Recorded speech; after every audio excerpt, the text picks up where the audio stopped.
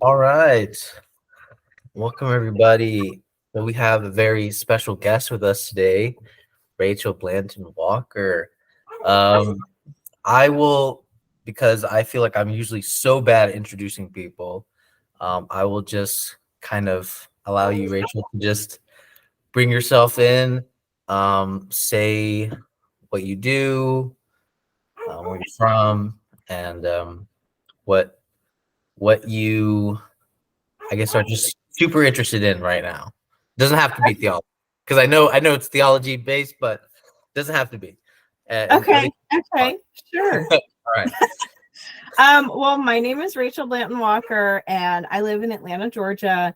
I am by trade a grant writer, and so I have been writing grants in the faith-based space and helping smaller, faith-based nonprofit organizations to reach their revenue goals. And so I found it to be really fulfilling. It has been a great blend of a theology background and a professional background. And so I've been really enjoying it. I just finished my MTS at seminary. So I went to McAfee School of Theology here in Atlanta. And my focus was really on systematic theology. And my thesis was on more or less Trinitarian doctrine and state of Trinitarian doctrine as of today. And what I'm really interested in right now. So I graduated in May, which wasn't too long ago. So I've been taking a bit of an intentional break from producing any sort of theology content. And I have been honestly, in the meantime, dabbling in theology a little bit, but really looking into sort of feminist theory and praxis, which I did long ago. And so I'm returning to it a little bit for just, I don't know, a bit of a breather. Okay. So you said dissertation. So I'm curious, how over it are you with Trinitarian thought at this point? Are you are you just like exhausted by the topic at this point? I don't know how long you spent on the topic and everything else. Yeah, well, I wrote on it for about 2 years, so it was pretty extensive. And now I'm kind of at a point where I'm sick looking at it, but I'm also like, well, maybe I could probably continue with this and turn it into something that's the length of a book, or take it on to a PhD at some point. But oh my gosh, I need a bit of a break. I'm still really interested in Trinitarian doctrine. It's something that it's in a weird space. So as Christians, we all just accept the Trinity. But Trinitarian doctrine itself can get really abstract. And I think that puts it in the realm of almost inaccessibility for some folks. They just want to accept it at face value and kind of just leave it as is. But over the centuries, there has been much debate over what the Trinity looks like. Even though the Trinity was solidified during the Council of Nicaea, there has been debate after debate after debate as to what it looks like, what the relationship of the Father is to the Son, is to the Spirit, etc. And so Trinitarian doctrine has, since probably the 70s, sort of been coming into a renaissance of thought of how we consider it in relation. So looking at what the Trinity is in active relation, in communion, what that means for humanity, how the Trinity envelops humanity in addition to being in relation with the persons of the Trinity. So, I'm still endlessly fascinated by it because, at face value, like I said, it's very abstract and, maybe numeric. But really, at the heart of Trinitarian doctrine is this deeply personal theological experience. Okay. So it's I have to know it's probably more than this. I mean, it's more than debating the order of the Trinity, right? Okay, so you were, that's something that is true. Like we take that as a given. as Christians, and I can imagine that even beginning to like question a lot of it can be probably uncomfortable for a lot of people. What was some of the thinkers that kind of helped you think through uh, the dissertation and the Trinity kind of stuff? Or were some of the thinkers I would say maybe that are even like your favorite, that you just really like, that just you're like, oh, that's really interesting. I never thought about it that way, kind of thing. Yeah. Okay. So I highlighted sort of a spectrum in the thesis. And so I want to start out with the evangelical side of things. So modern evangelical thought has this understanding of the Trinity, which is called, they don't call it this, but everyone else does, functional subordinationism, which is essentially a chain of command from the Godhead. The Son is obedient to the Godhead, and then the Spirit is obedient to the Son. And so it creates this hierarchical system. And so thinkers like Wayne Grudem and George W. Knight III, and then you can go back to Charles Hodge and all sorts of other male evangelical thinkers who have taken this idea of a subordinate son and mirrored it to what a proper Christian marriage should look like. So that means that the wife is eternally subordinate to the husband. And so they've mirrored this. And so this is a really interesting way of looking at things, because it sets up sort of this this domination and subordination, not only within God, but reflected out to be proper in human relationships. And so what I did in my thesis was I took this sort of at a broader scope and said, here's the rise of this evangelical thought, here's the societal implications. And I specifically took the overturning of Roe v. Wade as a prime example of how this understanding of a dominating God reflects out into how we dominate others in society. So that is sort of one pillar of thought that I don't, just put this out there, I don't agree with it, but I'm using it sort of as the, as the counter example, right? And then so moving forward to thinkers from, like I mentioned, about the 70s, 80s through today, individuals like Jürgen Moltmann, Catherine Lacuna, Elizabeth Johnson, and then there's others beyond that too. But they really have this understanding of the Trinity. It's a perichoretic relationship, which means it's this inner dwelling of three persons. So they cannot be distinct without the others. And so it creates this sort of, you could think of it almost as like as a Venn diagram, right? Except with one additional circle attached to it, so that they are all completely interdependent upon each other. And then additional to that is the Eastern Orthodox thought. And so I use John Zizioulas. He wrote a book called Being as Communion. And so his understanding of the Trinity is very similar. It is based on, this idea of ecstasis. It's in communion. It's this active relationship, and God is the communing, the relationship aspect of it, and that's it. And so it makes more sense because this relational Trinity, it's a mirror for human relations and how we act within the world and how we treat each other. And so would you rather have an egalitarian, communitarian sort of existence, or in your partnerships, in society, etc., or would you rather have a dominating factor and subordinates below that, which then, this idea, that dominating idea, proliferates racism, sexism, xenophobia, etc. Because I had mentioned Charles Hodge earlier as one of the evangelical thinkers.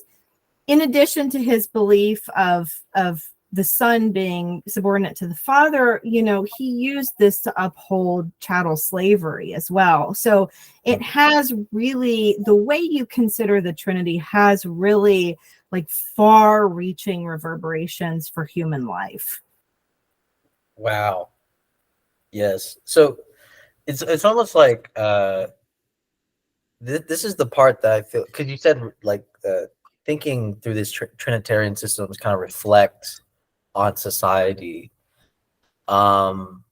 It's almost like sometimes we can be doing it the wrong way. Like it's almost seeming to suggest we need to be thinking about society first and then Trinitarian. Like it's weird. Like hopefully you understand what I'm trying to say. It's almost like as if, because it seems like the trap was thinking Trinitarian first, but then if we don't understand how it links to society, then it can have really bad repercussions. And I guess what I'm seeming to suggest is like it's almost like, I don't know. I'll be curious about your opinion on this. It's almost like if we think society first, then we can probably get an interesting Trinitarian system here that would link with society. But then this raises this question for me. It's like theology and society. I don't know. Is there an order to think in first? You know, do we think society first, then theology, or do we try to think theology in a sort of in reference to society in context? It almost seems like, I feel like that's probably what you're trying to suggest, that there is consequences. This is not just an abstract experiment of trying to understand the Trinity. It legitimately has social uh, inactions, encounters that can be harmful in the world. Yeah, I'll leave it there. Yeah, no, I think you're definitely onto something. I want to highlight two theologians here, Jürgen Moltmann and then Pierre Teilhard de Chardin. Both of them had wartime experience. So Moltmann was a prisoner of war, and Teilhard was a stretcher bearer during World War I. So both men went on to be, in my eyes, very great theologians. But before that, they experienced, the reality of war, and were victims of it themselves. And so holding on to that, it is impossible to disentangle their theological conclusions from their very real existence. And you see this in Moltmann's work, especially through, the crucified God, etc. The crux of his theology is the cross, and it is human suffering, and it is God's extreme solidarity with humanity. And I don't quite know that he would have reached those conclusions on his own without his own wartime experience. And so I think how we experience the world deeply influences how we understand us to exist in relation to God. Now, however, the good Christian in me wants to say that the Trinity is always the starting point, is always, the mirror for how human relations should be. However, we would not arrive at these conclusions without our own suffering, our own very real human state, and what it means to exist in a body and experience death and suffering. So I really do think that how we live and move in society informs how we understand God to be. And that's, I don't want to say that's completely outside of scripture or theological teaching or tradition, but we can understand how we form our ideas based on the suffering of the human state, I think. No, yeah, that's a great point. I like that, the idea of, our experience, at least with some of these thinkers, can be sort of inseparable from their theology. It actually reminds me of Martin Buber, who is still one of my favorites, because he just enjoyed that. I don't know, he always took such an anthropological point of view of humans first. We meet God through each other, through a genuine meeting of each other, which is more complex than just dialogue. Buber obviously means a kind of dialogue where we experience the other in some type of form. But yeah, it almost reminded me of this. Sometimes I wonder if the debate is even worth it, because Buber's gripe with Kierkegaard was that Kierkegaard was like, you have to, meet God first, basically, have God on this really intimate level, and then you can meet human beings on their genuine level. But then Buber kind of reverses it. He's like, no, you have to meet human beings first, and then you meet God. And sometimes I'm like, I don't know. I don't think there is a right answer per se, because it just seems like it's inseparable. At least if you really think about it, it really seems inseparable.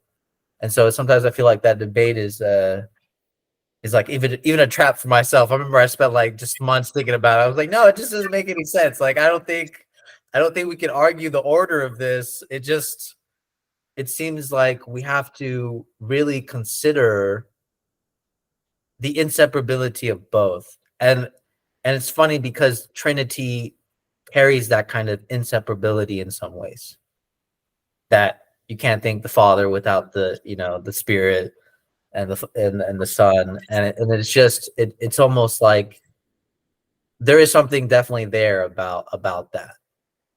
Yeah. Yeah, and I'll let you respond if you have anything. Yeah, no, absolutely. I think you're totally right. And I think that none of us exist in a vacuum. We are essentially a network of relationships, with each other and then with God as well. And so, I love Martin Buber. I love I and Thou and his understanding of miracles. And I love Kierkegaard as well. I think with Kierkegaard, he hated Hegel. And his biggest critique, was that human beings and God are dissimilar. We don't lie on a continuum, and there's a mediation of grace that's happening.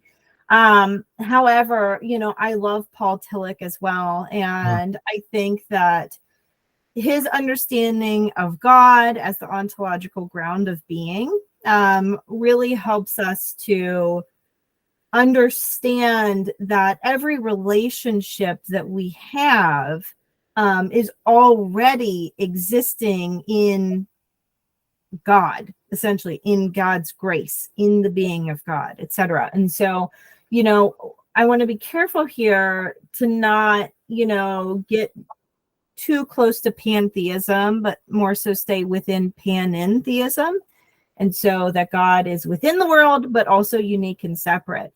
And I think that understanding God as the ground of being is the best way to understand, from my perspective, that it's not a who came first, either or sort of situation, but it's that God is already existing within our relationships to each other. We already have, sort of this, sort of divine access almost to God. However, we're still human beings. We still require, and this is getting into Karl Barth as well, but we still require God's mediation of grace to be saved in regards to salvation. But this I don't know, golden thread, this sort of it is a network that's happening with individuals, and it is divine to a degree from my perspective. No, yeah, I agree. I think that is the common element instead of debating the ordering. That whether you take it from the Kierkegaard point or the Buber point of view, it's still essentially saying that God mediates in some fashion, right? They're either saying earlier or later, whether we want to die in that hill or not. I really like Tillich's. I do remember Tillich saying, God is the sort of like ground of being, which makes it better because in that sense you don't need to debate the ordering. Yep, Because exactly. you're already there. That is Yep. the premise that we're starting with. Yep. Exactly. So I love that. It also reminds me. I mean, I haven't completely finished. I remember I was like halfway through it, but Tillich's very famous little Courage to Be. I really find that now like such an important work, just because we are, labeled as the age of anxiety. And Tillich I remember giving a quite an interesting breakdown on the history of anxiety and the response. And I found it really fascinating that he labeled certain eras as like, yeah, this was like the guilty kind of era where anxiety was predicated on like this notion of guilt. But then he kind of predicted that we were going to be in a state of anxiety that was more spiritual wise. Yeah, I'm just curious what you think about that other aspect of Tillich's work, and yeah. Yeah, no, I love Courage to Be, and it's I also am at the same time, there's a sermon that he wrote that's in one of his like collections of sermons called You Are Accepted, and it sort of, those two kind of go together in my head as existential theology, right? It's understanding, in the sermon You Are Accepted, he talks about, it's like right around the time he was writing that, right around the time of World War II. And so he highlights, there's people dying in droves every single day. This is the height of, what could be considered just emptiness, right? And the same goes for the anxiety as well. I mean, it's looking over this ledge into the complete unknown. And that there is something about our human condition that is courageous enough to hope, to seek the transcendent on the horizon, and the transcendent line would be God, would be the divine. And so I do think that there's a lot of aspects of modernity, the time that we exist in, that are very nihilistic. It's very easy, I think, especially with the internet, to be black-pilled and just give up hope. And a lot of, what we receive sort of in mainstream culture is empty, or cheap, or not good for us. And so it takes a large amount of courage, I think, for us existing in the modern age to set our sights beyond anything except what's immediately in front of us. And, I would love to know what Tillich would have to say with, the climate crisis, with ecological grief, with sort of this peak capitalism that we live in, and sort of the emptiness and nihilism that comes with it. However, I think there's something distinctly interesting for theologians writing post-World War II, because they experienced that as well. And, that brought with it the death of God theology and Christian atheism and things like this, that attempt to almost move past God, or at least to try to reckon with, just the utter destruction of World War II and having the world. It's like the world ended, right? How do you exist after the world ends? And I feel like we are in our own mini epoch right now of saying we can almost see the world ending. How do we live in a new world? I wish that he could write on it. I guess not, but I see similarities, to writing in the wake of World War II, and maybe what we are on the precipice of now. Yeah, no, I agree. I would really like to hear what he would say. Even if he had thoughts about AI, I wonder what he would comment on. Because lately the conversation does seem to shift in that direction now. AI, ChatGPT, kind of what is the future for it? And it always results in this sort of like, we can't really ever tell. I mean, to me, it's always like it's too quick to be it's just doom, all doom. Um, and it's too quick to say that it's going to be all great and dandy, and this is where I feel like sometimes because this area is unquestionable sometimes. I really feel like it tells more about the question. It's more of a question of man, ironically. Like, this is where I like to frame it. It's not a question. I mean, I think AI is definitely involved, but I think it really goes back to this question of man. Um, and what does it mean to be this human being again? Because I think a lot of the panic, ironically, is the fact that we've defined ourselves in some type of capacity that is basically a correspondence of the AI. So where now we're panicking and going like, oh my gosh, if the AI can do this, then I'm out of my job. I can't do anything. And it seems like the AI promotes some type of loss of identity and hopelessness. But I think this is why I always love Kierkegaard, because I feel like we need more irony. We need more irony in our lives, where the state of our hopelessness, if I were just to sort of describe some of the panic going on, the state of our hopelessness is the perfect conditions to have hope and have courage. Like, this is, to me, the perfect condition for these things.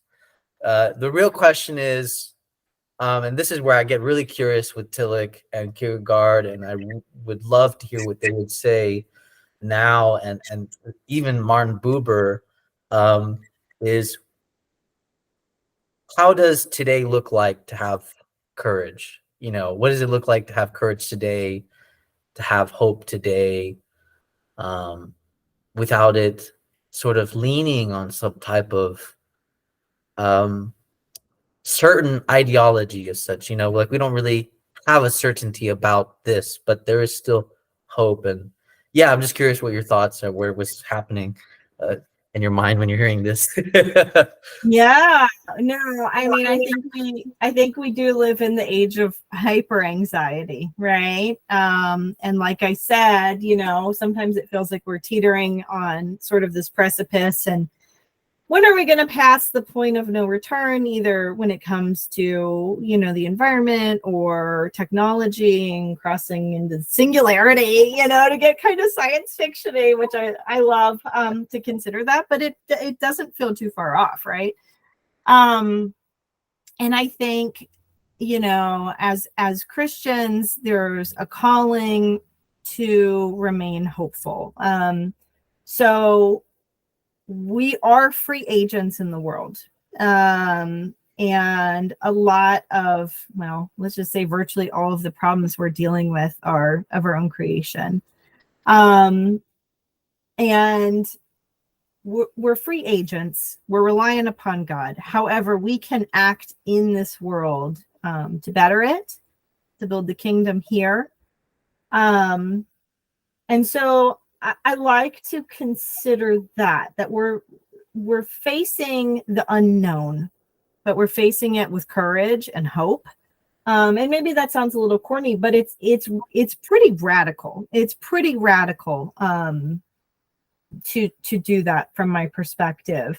And I was listening to this podcast today called The Sacred, and they were interviewing this guy named Dugald Hine. And they were talking about the ecological crisis. And, I mean, I wish I could remember. I'm going to paraphrase it terribly, but it was really, really brilliant. About this idea of the world ending, and what does it look like to build in the ruins of that world? And what does it look like to answer your highest calling?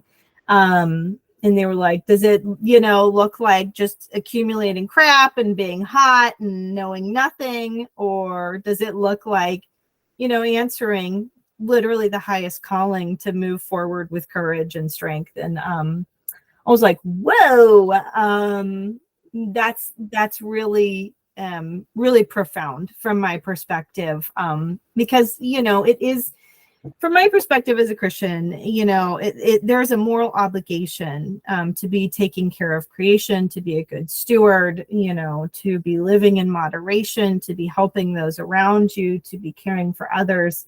But that feels distinctly out of step with the world most of the time.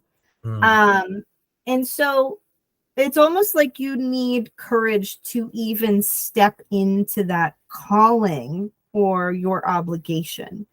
Nobody's going to punish you if you don't answer that obligation.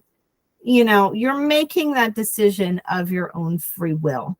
But then it also comes down to, what does that even look like for you as a person? We have a lot of teaching, a lot of tradition.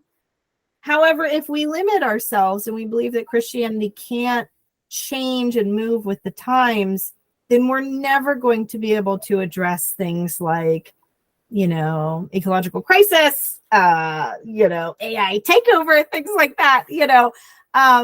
We have to learn to alter the course as needed. That is the wise aspect of Christianity growing as it moves forward in time. Yeah, it's almost like we need like a kind of situational Christianity, almost, right? Like let's say if we're taking the Trinity seriously, right? Like the world, not only us human beings, but what the world demands is also sort of in relation to us as well. And so it means not just thinking and trying to protect our sort of like Christian ideas, but it's thinking about Christian ideas in relation to each other, Christian ideas in relation to the world, its context, what it demands. It almost seems like, ironically, this is what it means to be Christian. Because I feel like if we go back to like New Testament, Jesus arriving, Jesus seems to be responding to not just his relation to people and the current state of like the understanding of God and everything else, but also to the state of the world and what it's demanding. And it was radical what Jesus did, it really was. And so it is surprising that it's almost like the question that needs to be asked in some ways is, what does it mean to be radical now in society? And this was one of the questions that I asked myself, like, I think like recently, which was something I kind of already asked you, was like, I was like, what does it even look like to have courage today? Like, I feel like there is no good reason to have courage today. And I think that is, for me, the ironic part is that courage already demands a sort of non-reason, sort of groundless state. And this is where I like Tillich here, because Tillich roots courage in a more ontological position rather than a virtue kind of position. And so that means that, like you said, we already need to have courage just to step in step in this idea and then begin to, you could say, have manifest courage. And so many of us are afraid to, I guess we don't realize how many of us are so comforted by the already kind of set out discourses of Christianity, where entertaining a new discourse, what does it mean to deal with the ecological crisis? And I think a lot of people are afraid that sometimes dealing with the ecological crisis means re-looking at the Christian ideas again. But for me, that's perfect, because it means that the Trinitarian thinking is not a static thing. it's very much a sort of a lively discourse, right? Where it's like human beings also change within the discourse of time. So it means getting to know the world and getting to know God simultaneously. And this is what needs to kind of happen on a daily the rest of our lives, basically. It means it's a living word.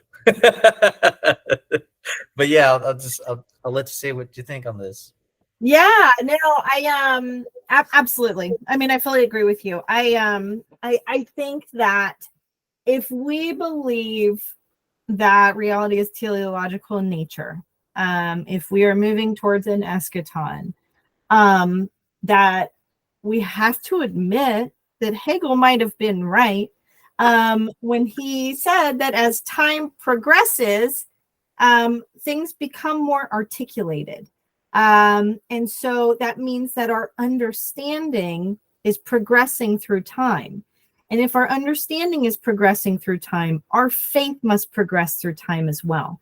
And that means it has to address challenges, it has to address new ages. We have to have a way to connect the beginning of Christianity to where we are over 2,000 years later. Culture doesn't look like it did back here. We have had to have found a way to move forward in time. And that means meeting these challenges that we are, coming across, because, there's this idea of radical hope or eschatological hope, which is, hope in the face of basically, near annihilation. And I think that theologians working in the post-World War II sort of environment had that spark of radical hope. And I think that that is something that we will need moving forward. We don't know what the world is going to look like. I don't want to keep, bringing up climate change, but I think it's a very real possibility for what we're going to have to consider with world systems changing, with what life is going to look like. With climate refugees. I mean, there's all these things that could be on the horizon for us. What will that look like? How do we have hope in that sort of environment? And so, now as theologians, you could consider it as, what is the best plan? If we know that this is in store for us, what is this going to look like, and how do we relate to each other? And so sort of thinking about that radical hope and courage, there's a theologian whose name was Sally McFaig, and she wrote a book called Body of God, and it was in ecological theology. And she wrote this, oh my goodness, 80s, 90s, so not recently, she's passed away. But she's essentially exploring a theological model of what if the earth is God's body? And what does that look like for how we are to be stewards? And so I bring that up only to say, embodiment and incarnational theology is really important for, again, relationships. How do we consider this? If the incarnation truly did happen, what are the reverberations for humanity? How do we relate to each other? How do we act as stewards to the earth? And, in facing something that could be, an earth-wide event, how do we handle that? How do we relate to the world, to each other, and to God? And if God's body is the earth, then does that completely, create a paradigm shift for our relationality? These are big questions. And for her, of course it does. It changes how we steward the earth, and it changes our relationship to the Trinity. And so I really think that the book, I just read it, maybe a year ago, and it feels just as timely as ever. I mean, it could have been written yesterday, so that's where I am in regards to courage and relating to others. No, I really like that. It almost reminds me of Nietzsche's exposition on the self, where he said basically the self is the body, which is so fascinating. when I think about it. He says the self is the body, and so in conjunction with what this other thinker is saying, that God can possibly be the body of the earth. Um, it does spark a kind of new imagination about how to have relations again with the world and its context. It almost seems that's sort of like the needed context in a way. And it's so funny because for some reason I was immediately thinking about the Earth. What is it? The Earth people that think the Earth is a flat earthers. Flat earthers. I was like, I was for some reason I started thinking about that. I was like, huh. It started making me think like, you know what? If we started thinking the Earth as the body, maybe we would start coming up with different alternatives to flat Earth, round Earth. I'm just kidding, but so my next question is: so you brought up Hegel. How is Hegel how is Hegel received right now in your experience? Like, I know that I think we could probably all say that. Like, I don't have a problem with Hegel. You seem like you don't have a problem with Hegel per se, but I'm just curious about the kind of reception within the theological sphere. Like, how is Hegel received? Yeah. Oh goodness. Well, post Hegel, there was sort of the right wing school and the left wing school of Hegelian thought, and so it really depends where you fall. I think that Hegel's experiencing a bit of a renaissance, and especially in sort of my realm of thinking with relational theology. I mean, Hegel's system is important for understanding relationality. However, there are plenty of people that have found new reasons to hate Hegel, to call him an alchemist, a magician, a Satanist, So it really depends where you fall and how you interpret Hegel's writings. And, I'm not saying that he's not without controversy, but I think some of the controversy around Hegel is the result of people not reading enough Hegel to understand what part they're finding controversial.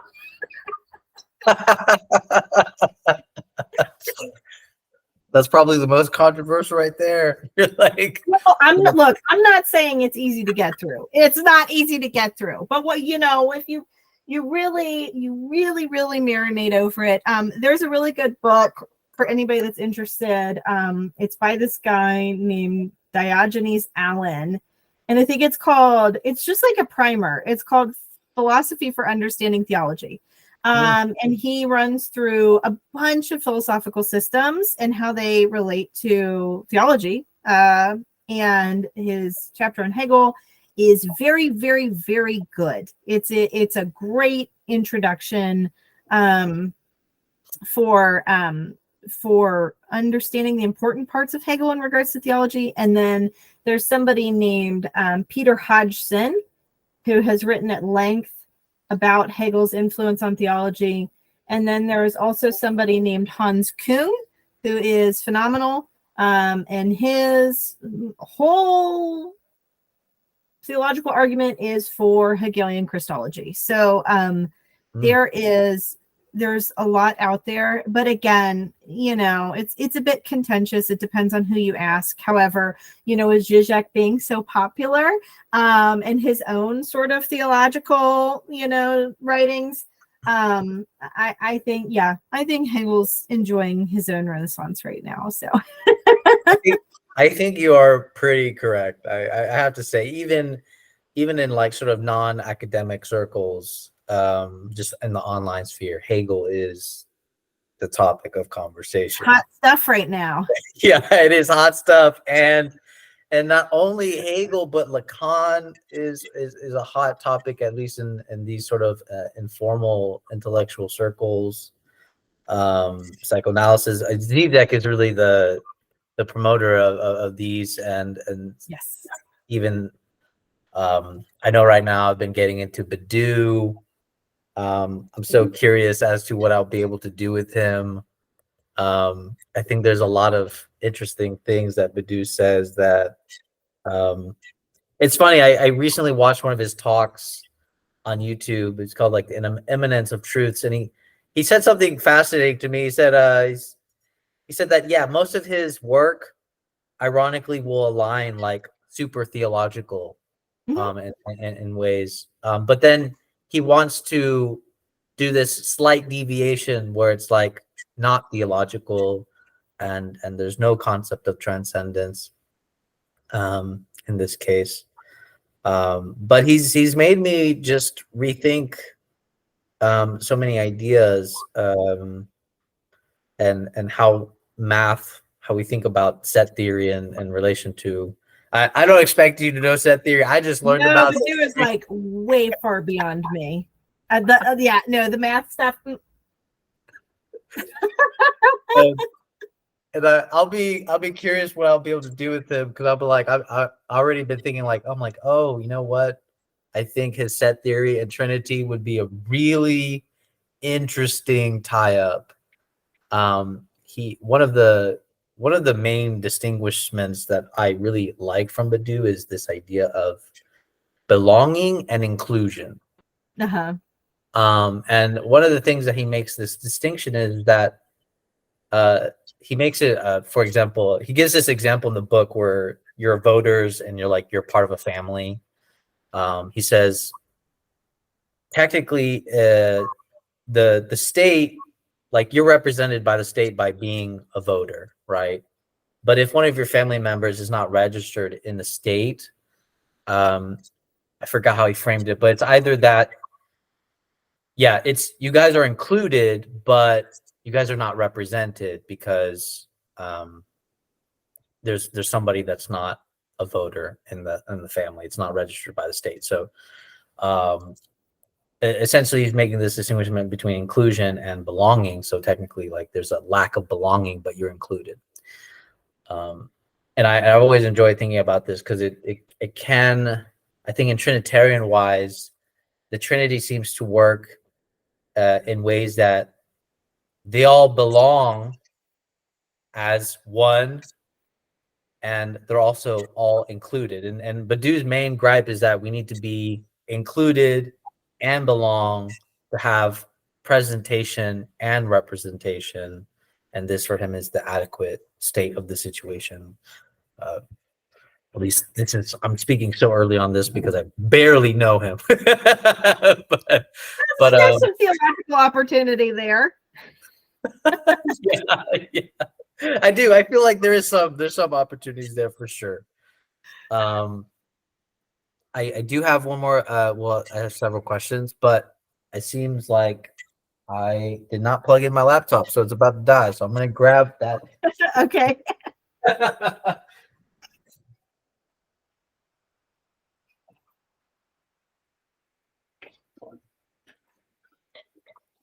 But while I'm at it,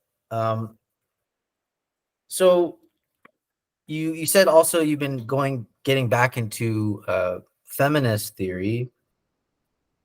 Is there?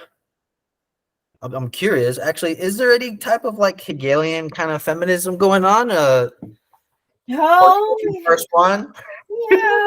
No. There absolutely is. There's definitely the opportunity for that. Like and I'm not reading her right now, but there's Luce Irigaray, who's sort of school of Derrida, who you could follow that through a Hegel understanding, though it's deconstruction. But I think at this point I have more than anything just been reading for fun. Been reading a lot of naughty reactionary feminists and enjoying it. But there's also plenty of feminist theologians that are amazing. And so, yeah, I mean, I think that, feminist theory is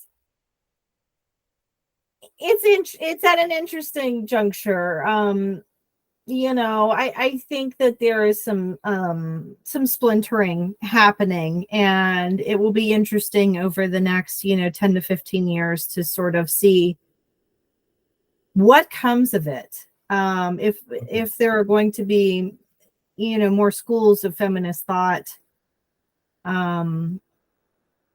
Yeah, I will be curious to see what happens.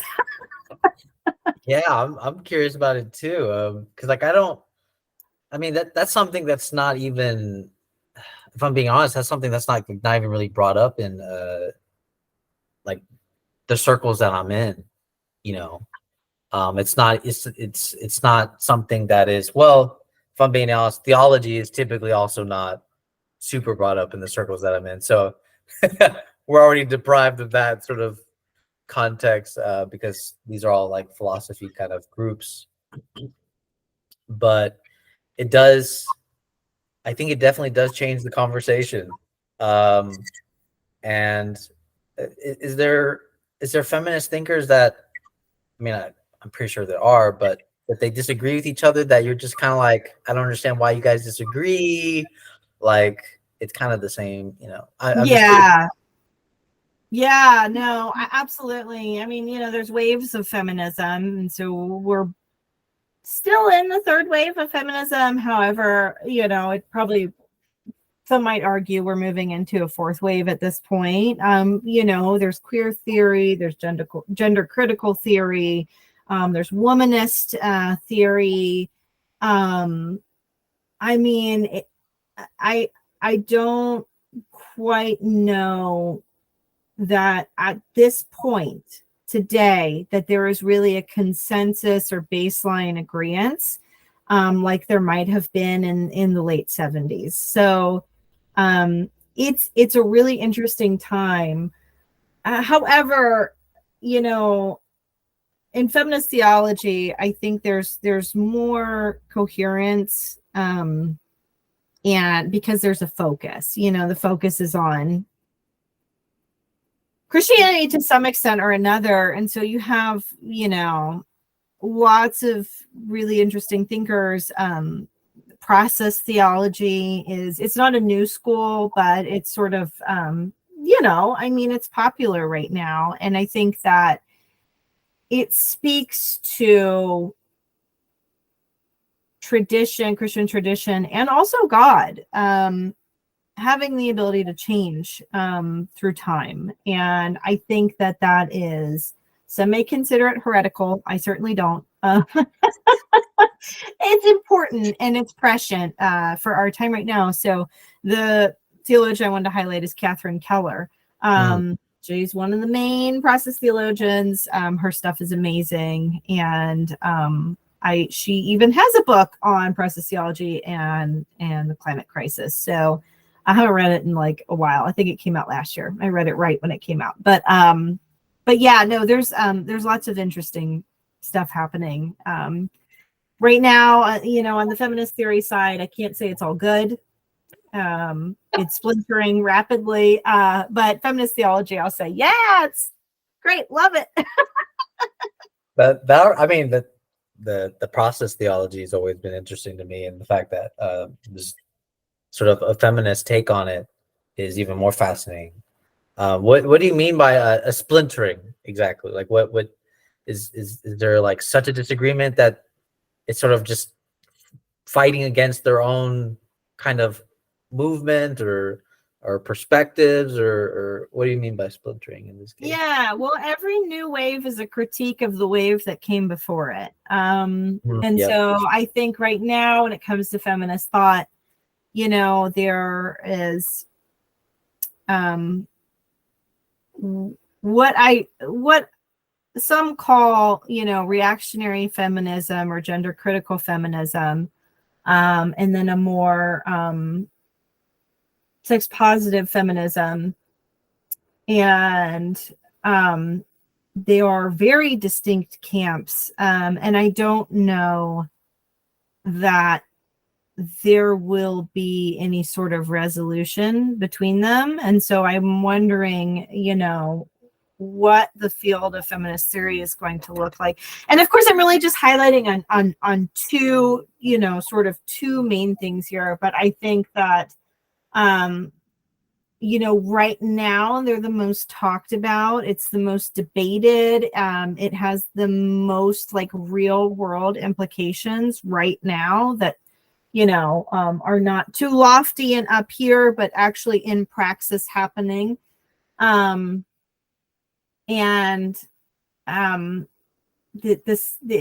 very dug in, and so yeah, it's going to be interesting to see what comes of it. I mean, it is hostile territory, and I think that's what's made it so interesting to me, is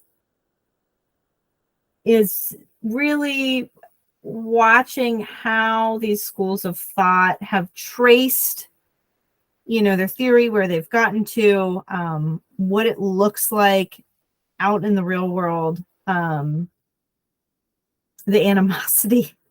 It's interesting. It's definitely interesting. The animosity. It's something that I ironically always kind of see a little bit, is like even with like higher level thinkers, I would say they may not necessarily restrict themselves to like a theological group or a denominations per se, but it's always funny to me that there can always be like a kind of fundamentalism that feeds the animosity in some ways, even though they may not necessarily attach themselves to like a specific denomination. And sometimes, ironically, this is kind of what concerns me a little bit, mainly because what I've noticed is that now, in, you could say, I guess, post-Christian, if you permit me that term, it seems like now it's this idea that, okay, we understand that liberal and conservative Christianity is kind of like, and we're trying to find answers.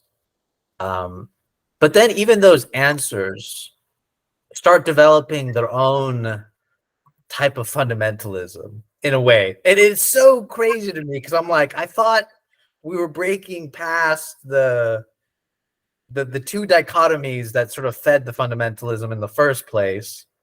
And then now we're almost, I mean, to me, I feel like we're always haunted in some ways by Derrida's idea of the logic of the same. The logic of the same, and how eventually everything goes back to being this homogenous thing, and we have to constantly fight the homogenous tendencies and going into a kind of fundamentalism again. And then I always see it as like a constant threat. But then, this is the ironic part, and this is where I always bring in Kierkegaard. It's like, you can be fundamentalist about not being fundamentalist, and like that could be, that's probably, in my opinion, sometimes even the danger also, because we come into this weird position where we want people to be open about concepts. Let's talk Christianity, let's talk Trinity, but then we're not open about people that are not open. Like that's to me the most I guess bewildering part for me, and it's hard to point out that kind of flaw in our thinking sometimes. And I feel like you probably see that a lot, where it's like we're open to everybody that's open, but we are closed to the closure. But for me, I think it's that tension between somebody that is closed that really feeds the most interesting dialogue, I think. And so when you said it was hostile, I'm like, well, I know it's hostile, but hostile also means it's alive. It's Yes, well. absolutely. Absolutely. Yeah. I think, I think as human beings, we have the tendency to desire identification with a group. We desire things to be black and white, to make easy decisions or moral judgments. I think this stuff is comforting to us. And so, when you do theology or philosophy, there's a tendency to identify with the school of thought, and just that's where you dig in, and that's your presupposition, your starting point, whatever. And I do believe at our core, all of us have fundamental values, beliefs, preferences, whatever, that shape how we perceive the world, how we, analyze the world, etc. So again, working from a sort of home school of thought is comforting, and also sort of lends to your own legitimacy. So, but that being said, when it comes to just like even in the broader like pastoral sort of understanding, I agree with you.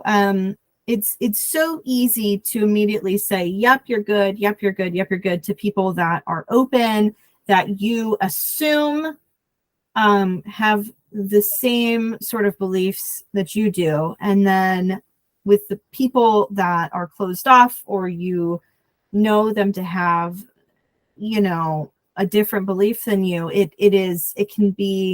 there is tension. I mean, it's difficult. And so that's almost like the final frontier is, how do you dialogue constructively with individuals that you're in tension with, that oppose you in one way or another? And that tension can create healthy dialogue. I think from a personal experience, so I don't identify as an evangelical. However, I work with a lot of evangelicals, and I have been, over the past 4 or so years, I mean, it has been an effort to work to understand where people are coming from, to be able to work with people when I know they have beliefs that oppose mine, or beliefs that may directly work against my own beliefs and values. How I understand that we have a common humanity, how I don't immediately write somebody off as an idiot or a jerk or whatever. It is at times challenging to be able to come into situations where you might experience tension and have an open mind about them, and expect some level of constructive dialogue, relationship building, whatever. But I have found, when I can allow myself to be more open in those situations, that I have really fruitful relationships that develop from it. Not always, of course, but more often than not, I'm really pleasantly surprised. I think when we spend so much time up here with theology and philosophy, that we can forget, what it looks like to sort of, you're not assuming that somebody may have read the same books as you, but that they can understand the concepts. You can have this conversation. You don't have to censor yourself or really simplify things. And that learning can happen both ways. So I hope I'm sort of getting at your idea here, but, just from personal experience, I have found to sort of just be unassuming and open to others, especially when I know that they may oppose me, has really yielded something positive. So that's where I am. Yeah, I mean, it's one of those things that this is the ironic, like, Christian sentiment too, right? Like, this sort of come as you are. But we don't like we talk about it all the time, but man, like, the come as you are is probably the most difficult thing to actually maintain. And it's not, and like you said, it's not always, I mean, it does require an openness, but it's a sort of radical openness. Yes. Right? It's not just openness. It's not that we're just open to new ideas. It's that we're open to the contradiction of people that are even against those ideas, and that is also a kind of courage, a kind of hope, weirdly enough, that a lot of us don't sometimes pay attention to. But I think, you know, I think we can, whether other people can do it or not, I think some of us can do it, and it can be really life-changing on a micro scale too, just within the relations that we have. And I know you said that you're a grant writer, so I'm curious, is there times where you're writing, well, I don't know. I don't know if you can answer this actually. I don't know if you want to, but you can tell me if this could be like just like a no comment. We'll edit this one out. Uh,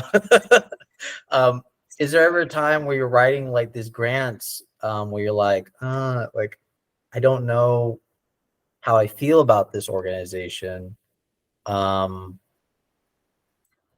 Is there moments where you're like kind of, maybe, I don't know if it would be ethically or concerned in some type of way?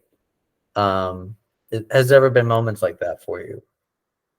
Yeah, no, I mean, one example always jumps to mind. So obviously, in my job, I operate at the highest level of ethics that I can. And there was an experience at an organization I worked for where I was writing a proposal to a notoriously conservative foundation. And we were preparing to send the proposal, and we got a call from them, and they said, hey, we're just going around to our funders, and we're just asking them a couple questions because the questions will decide whether or not we will fund them anymore. And the question was essentially, do you support or affirm the existence of LGBTQ people? And it has stuck in my mind ever since, because, I was employed for the organization, and the organization was very conservative, and I still had to write that proposal. It had no mention, it had nothing to do with affirming anyone. It was a proposal for program support in Michigan.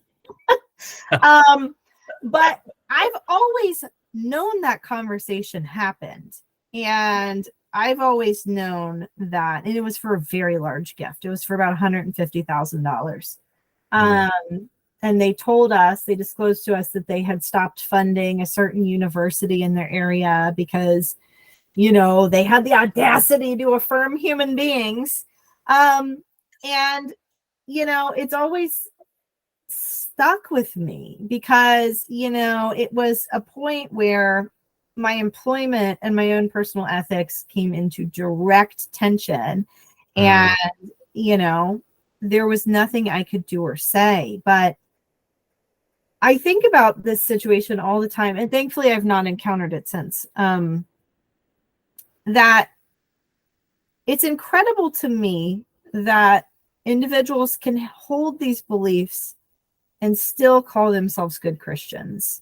I think that's probably what's most upsetting about it, is that people can choose to withhold huge sums of money from nonprofits who do direct services for people in prison, for homeless shelters, for whatever, based on something as inconsequential as that to me. I still think about that. It was probably like 3 years ago at this point. But I think it really highlights what we were talking about earlier. You are interacting with individuals who directly oppose you, or your beliefs, your values, whatever, directly oppose large portions of society. And also at the same time are leveraging extreme amounts of power through monetary donations, through, social sway, all of these things that sort of circle back yet again to the idea of this hierarchical trinity where, because you have monetary power, you are dominating and dictating how you would like the world to look for you. It's gross.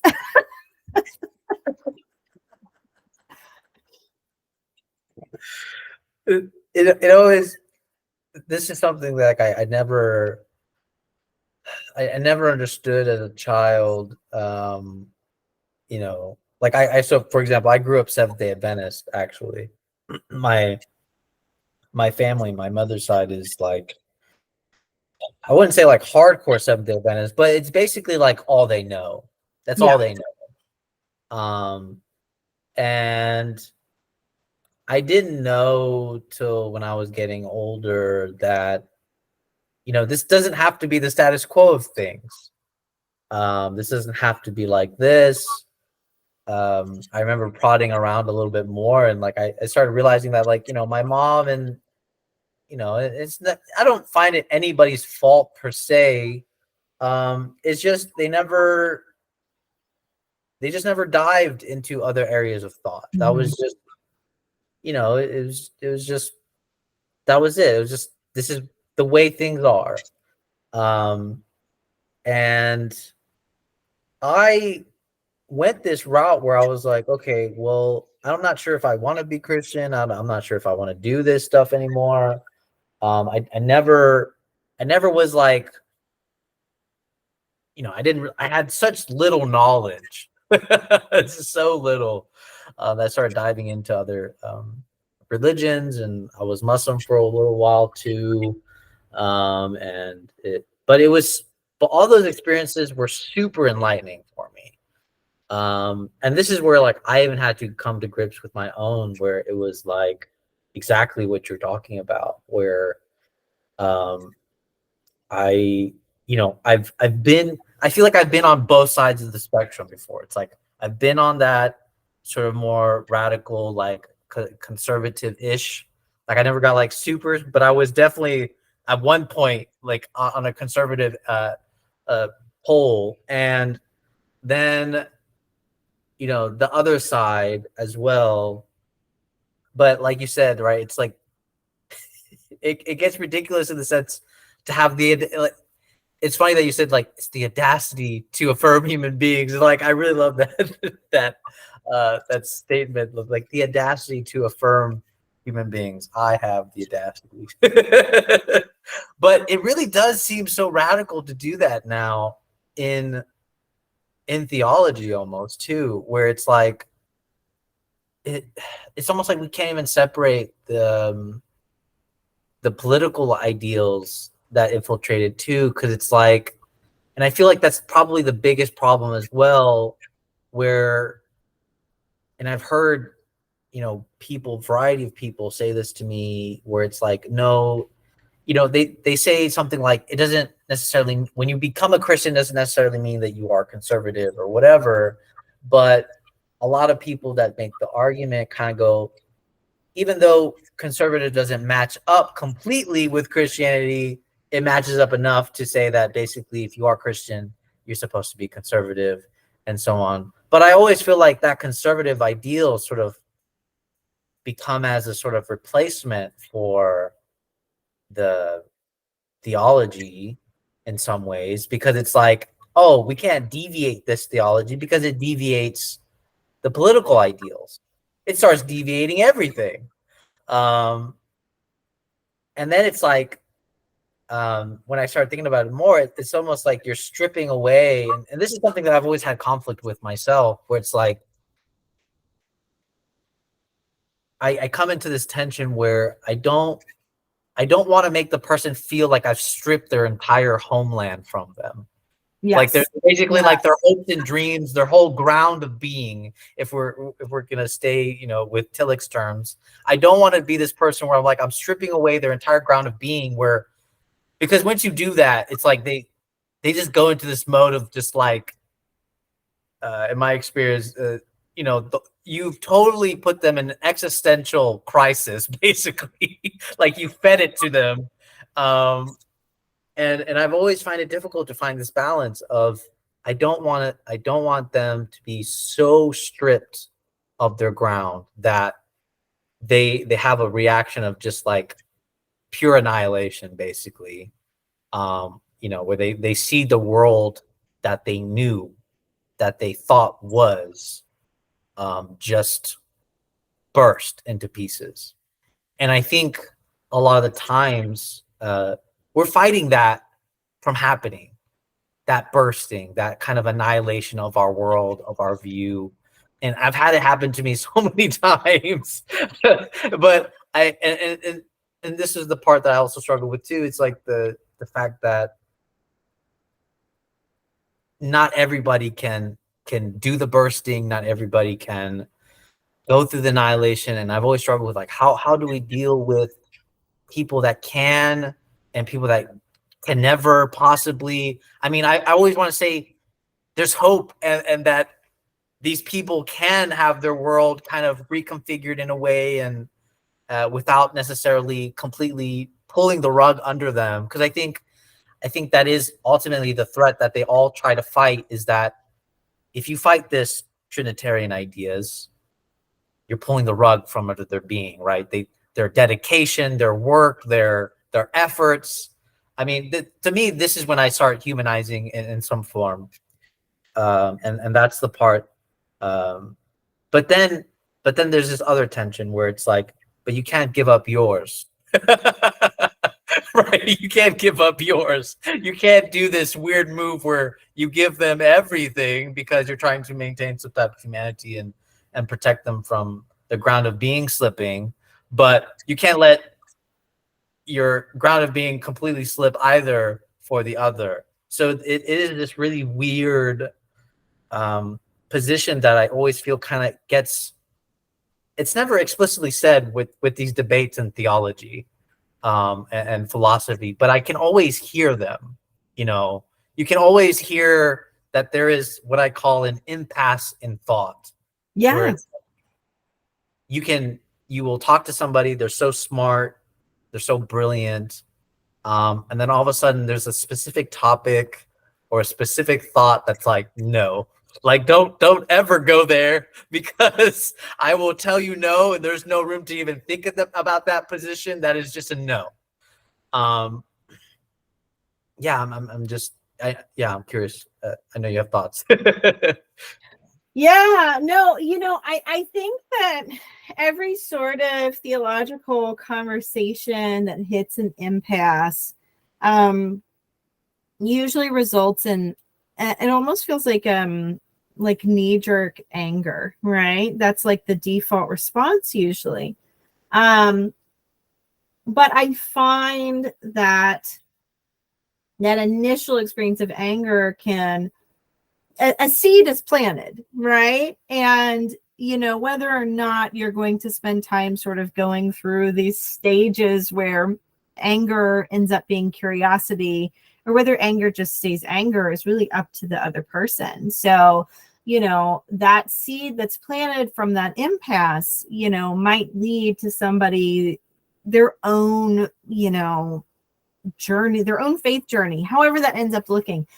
I am not a fan of deconstruction, but I will say this, that I think that for folks that have come from a fundamentalist background, they might be returning to their faith. They might be exploring. Doing some deconstruction may be worthy for them. But it doesn't end with deconstruction, because if you strip away, you're left with no objective truth. You're left with no sort of central focal point of the faith, and you have nothing. You have spiritual but not religious, essentially. You have to do the work after deconstruction to reconstruct your faith. Unfortunately, a lot of people are put in this position where they have to tend to and address their own religious trauma. And, that can lead to the impasse. That can lead to completely turning away from religion. It can do a lot of harm. And I think we're doing a disservice if we just say deconstruction's bad, end of story. Well, what all these people do with this trauma that they've experienced from something that they were essentially, victimized by. It's a really big question. And I think that doing the deconstructing work and reconstructing work looks very differently for lots of people. It might include, looking at other faiths, trying out different things. Really at the end of the day, faith is a lifelong journey. And, that sounds cliche, but really think about it. You started out here at one point as a child, and now you're in your 30s and you're somewhere completely different.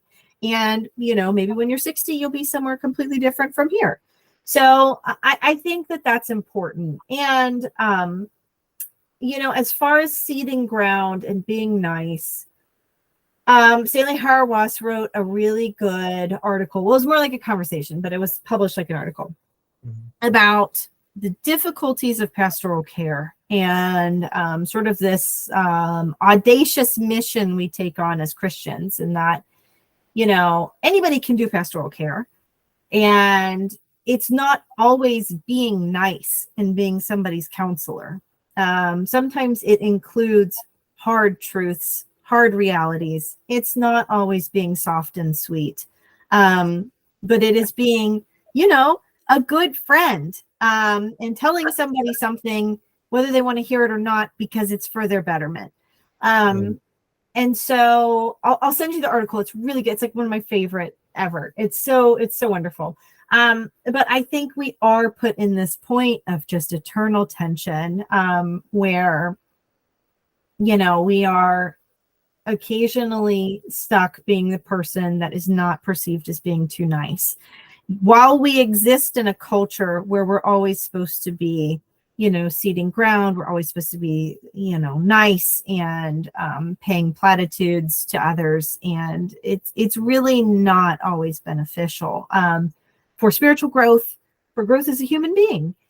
And then the last thing I'm going to touch on is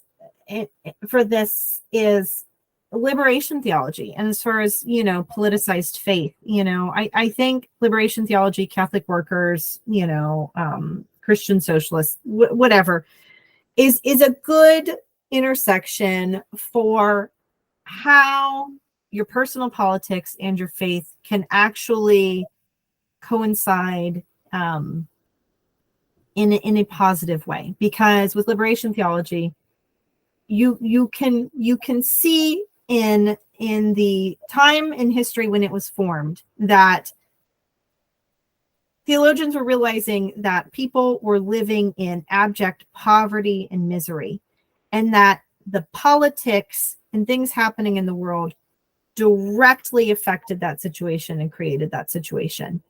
And so theology takes on a liberatory stance, and we understand that in order to enact liberation, there has to be a level of political involvement, because we live in a society, right?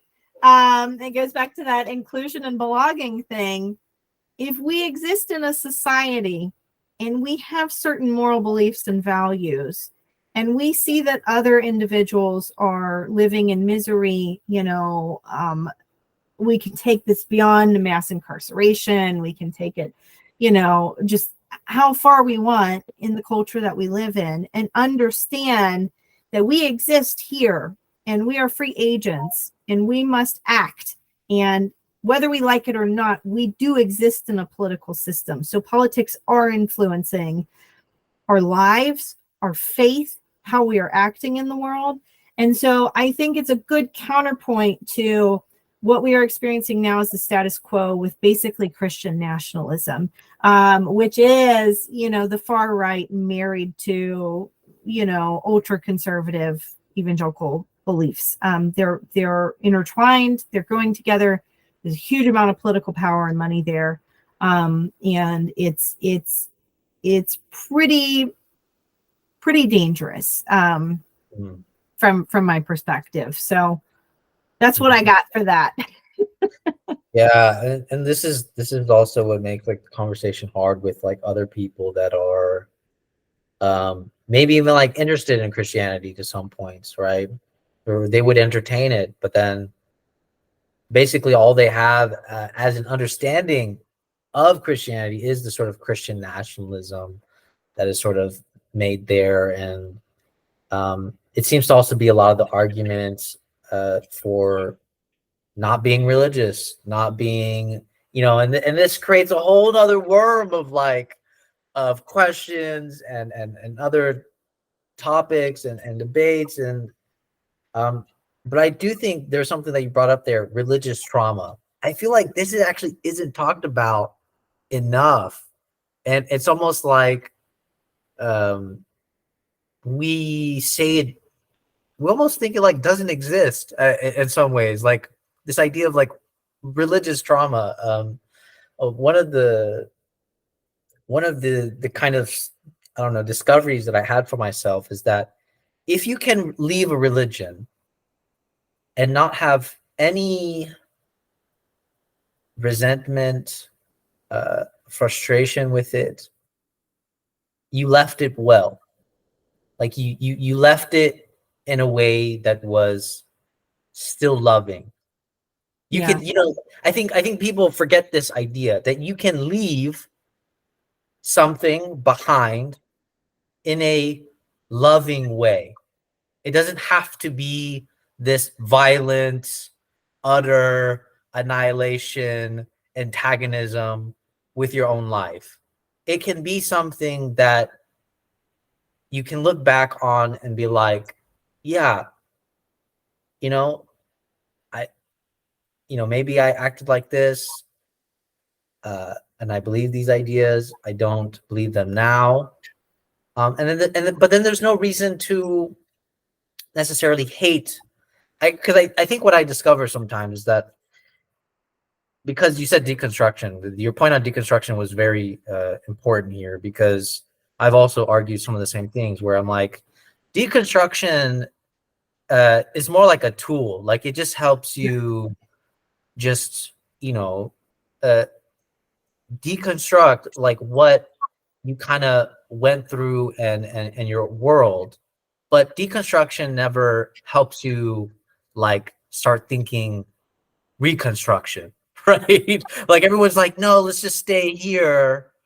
And I'm like, no, like we need to construct something again. You have to, in some sense, stand for something again. You have to do this move where but I think what ends up happening is you have this regressive development in the personality. Actually, Carl Jung talks about this, where it was a very cool example. He talks about a guy that was playing the stock market, and he basically lost a lot. He lost horribly, and Carl Jung talks about how that made a sort of ego deflation in him, because now he doesn't want to take a risk again.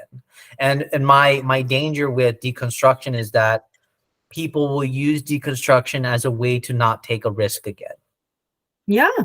And this is where we can find ourselves, because even though you've done the work to not be a conservative Christian, or maybe a super liberal, and now you want to find something in the middle, something different, something a sort of different answer. Deconstruction can get you there, but it's not going to get you there in the sense of actually finding that answer.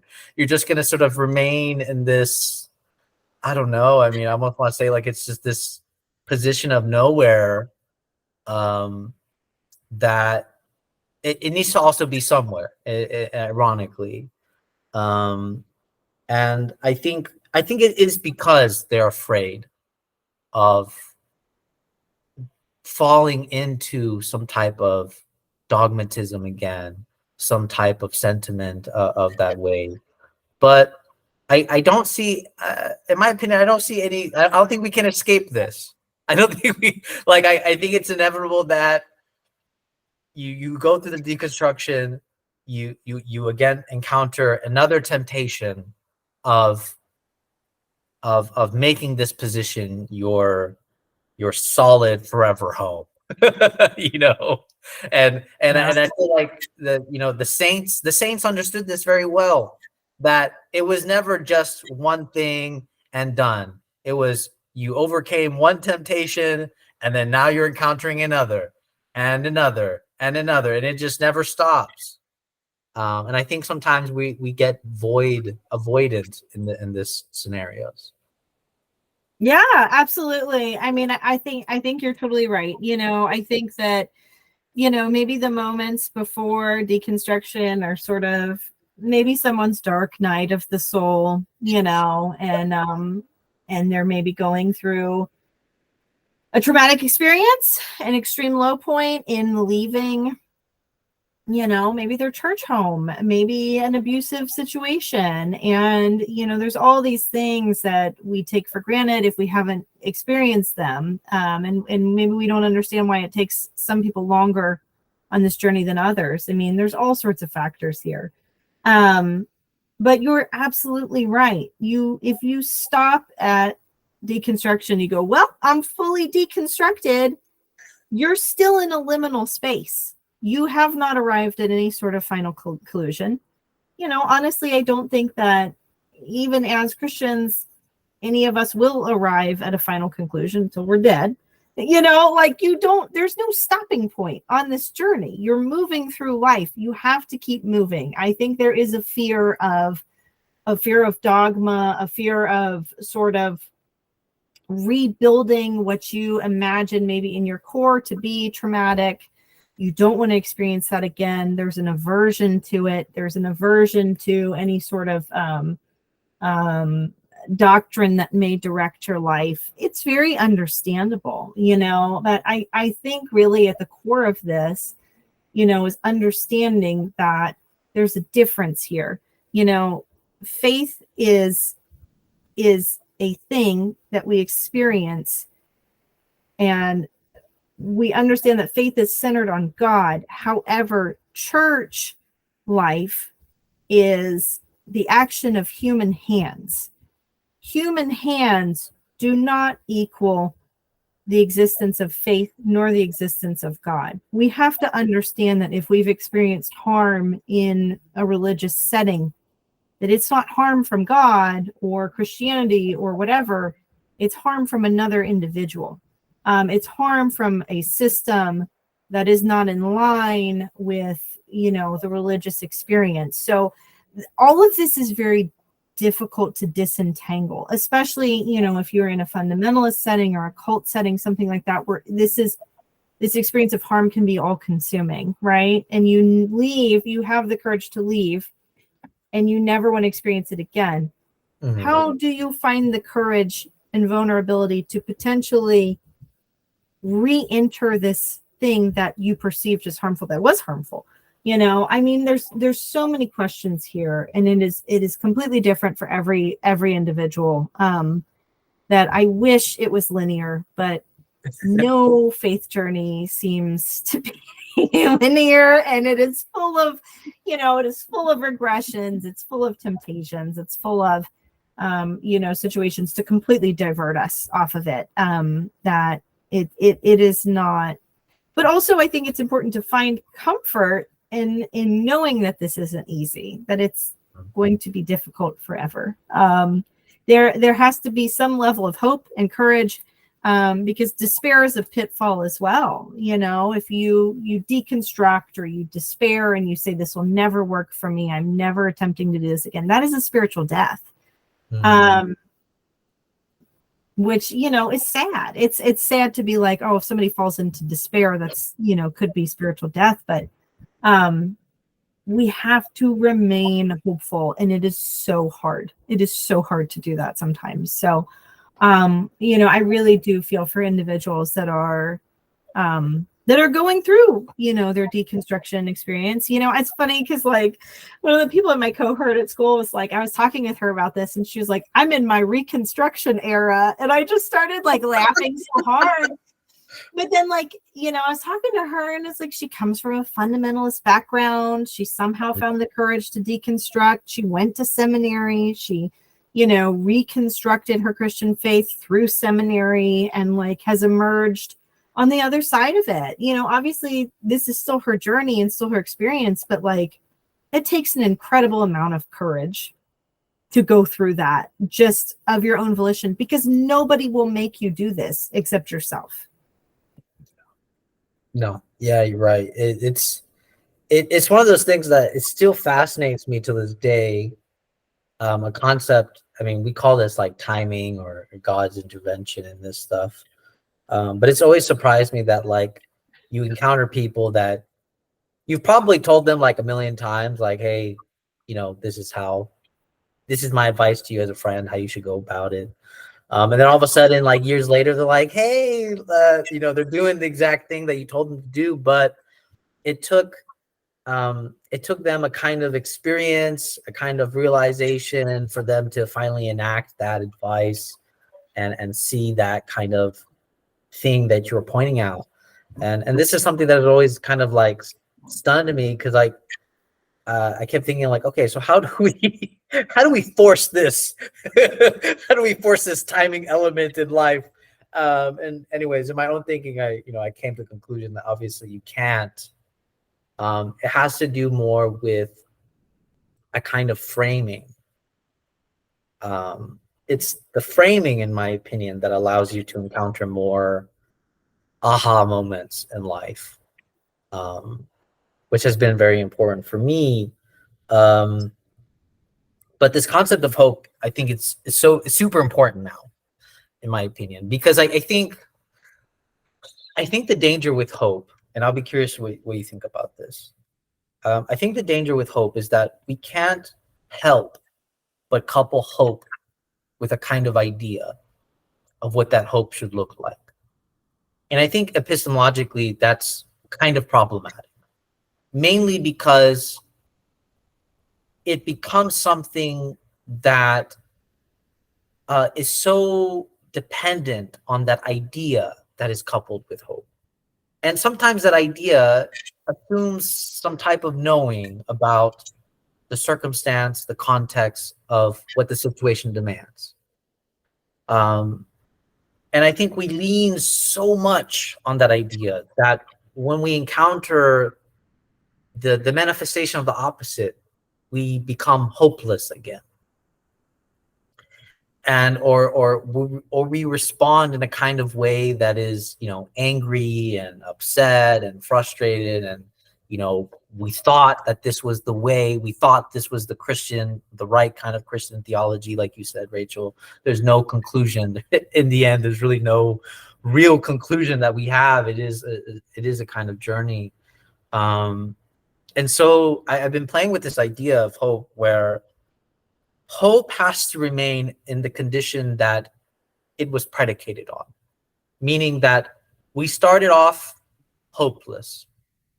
Hope has to maintain that condition of hopelessness. Ironically enough, I feel like this is the ironic position of myself, where like the very thing that allowed you to have hope was hopelessness.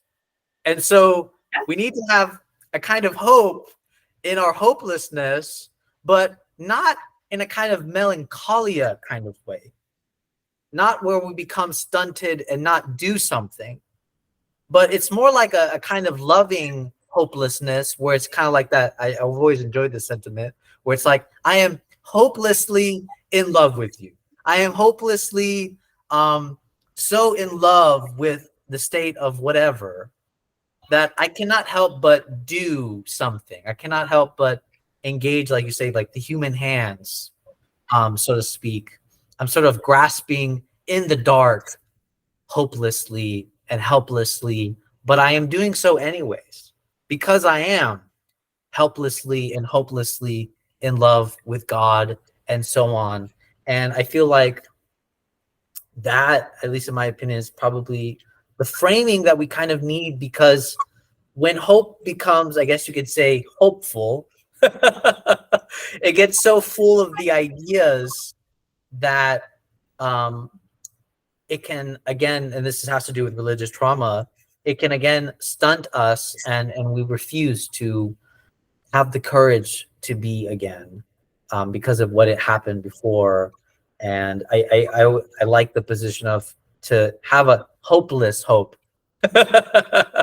and keep it keep it empty, keep it filled with a brim of promise that you don't know what that promise is.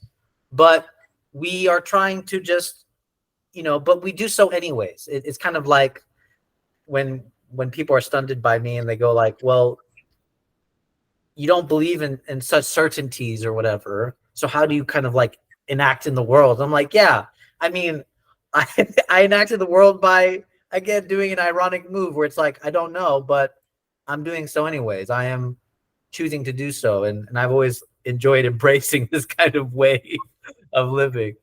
Yeah. Yeah, no, I think you're spot on. Like for, an ideal state as a Christian, right?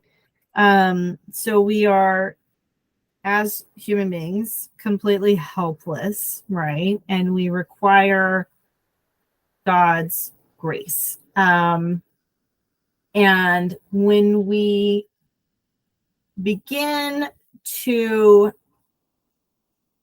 maybe treat God like a genie and say, well, you know what? I really need this house, so you better give it to me. Or I'm really hoping for this or that or the other. Then, the outcome is going to be disappointment. So again, when you fix all your ideas on hope, it is going to end in sort of this dejected state, which can lead to despair. And so it's, I want to carry that thought into sort of this notion of almost like a holy foolishness, right? We're completely dependent. We're a victim of circumstance. We require God's intervention. Yet we are existing as these completely helpless entities, and this just state of almost naivete, right? When you sort of surrender yourself to whatever will happen in your life and ask for God's, just will to be done in your life, then you sort of enter open-handed, and I'm not going to say empty, but you put yourself in a better position, a more ideal position as a Christian to live in this world. Because if you continue to set ideas for yourself and just are disappointed over and over again, nothing good will come of it. You can certainly ask for discernment from God, and you should, enter into prayer and should express your concerns. But I keep coming back to the idea of this sort of just like foolishness, almost ignorance, just surrendering to God's will, more or less, which is better than attempting to demand stuff of God.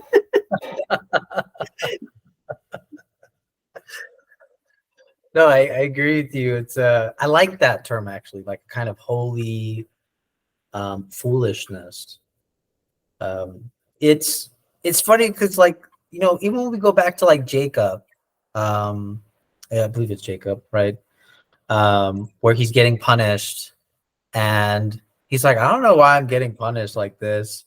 And all of his friends were like just giving him reasons, like, well, obviously you did something, like you definitely did something wrong, like God wouldn't do it without reason. And yet ironically, it does kind of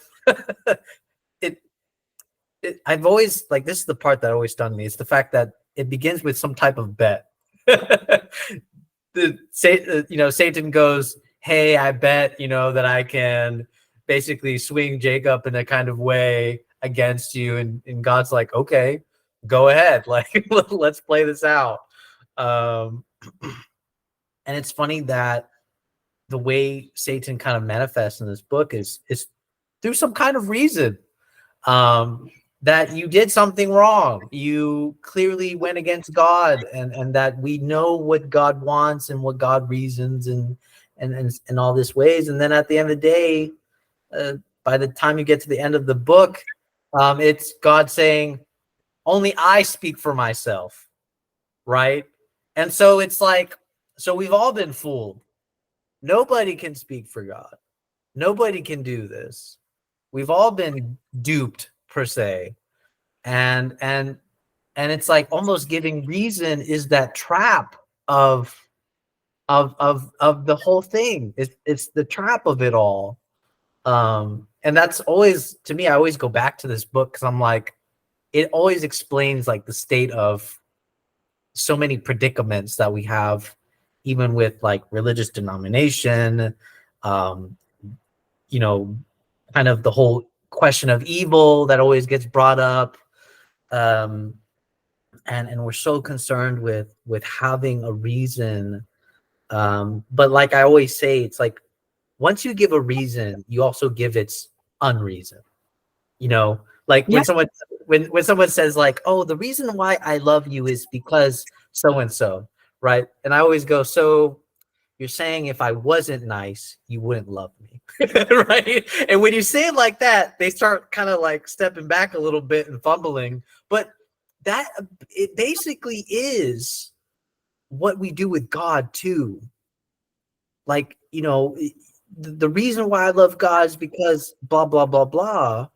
But what if you didn't have those reasons? Would you still love God? Can you love God without reason in some ways? And yet still give a reason. I think this is the position that's so hard to hold for all of us, is that oftentimes in our society we have to give a kind of reason, right? This is inevitable, right? I cannot get away with not giving a reason.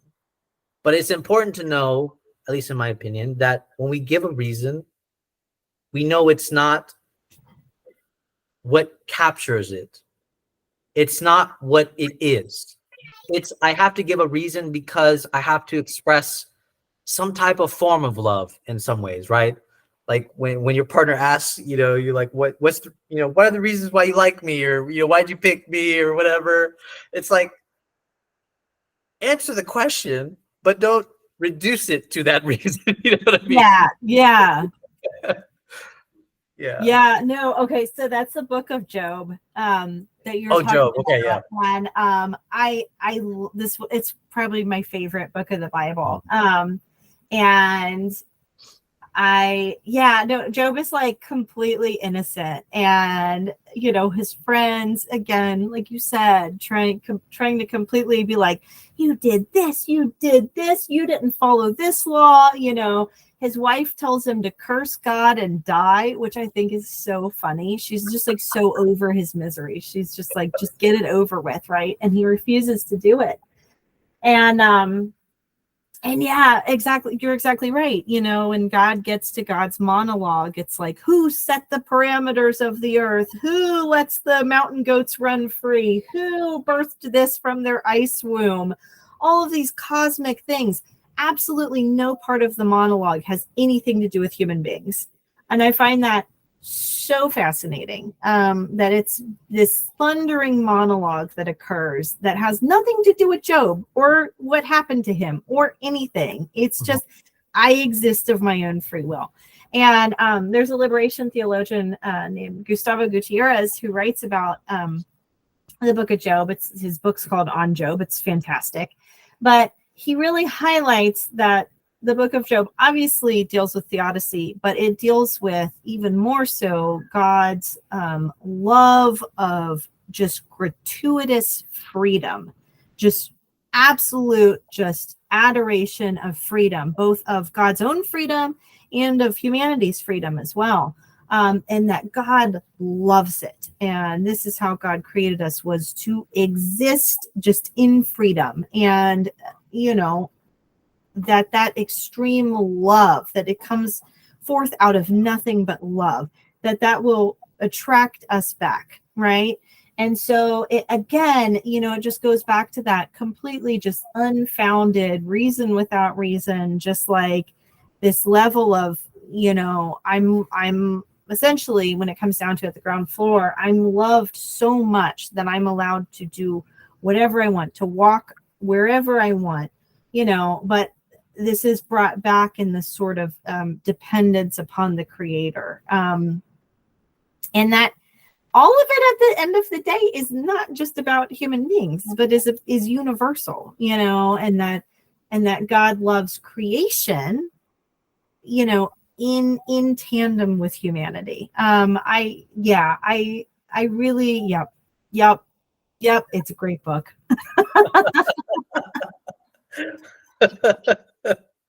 So Job, I always, the names I always get like. That's okay. I knew I was a little rascal too. I was like, I knew it. I was like, I'm gonna mess this one up, but you knew what I was talking about, so I was like, you know what? Even if I mess up the name, there we go. It's all right. I do it all the time. Yeah, it's like the Job story is always like just a timeless, in my opinion, just timeless position to always reflect on.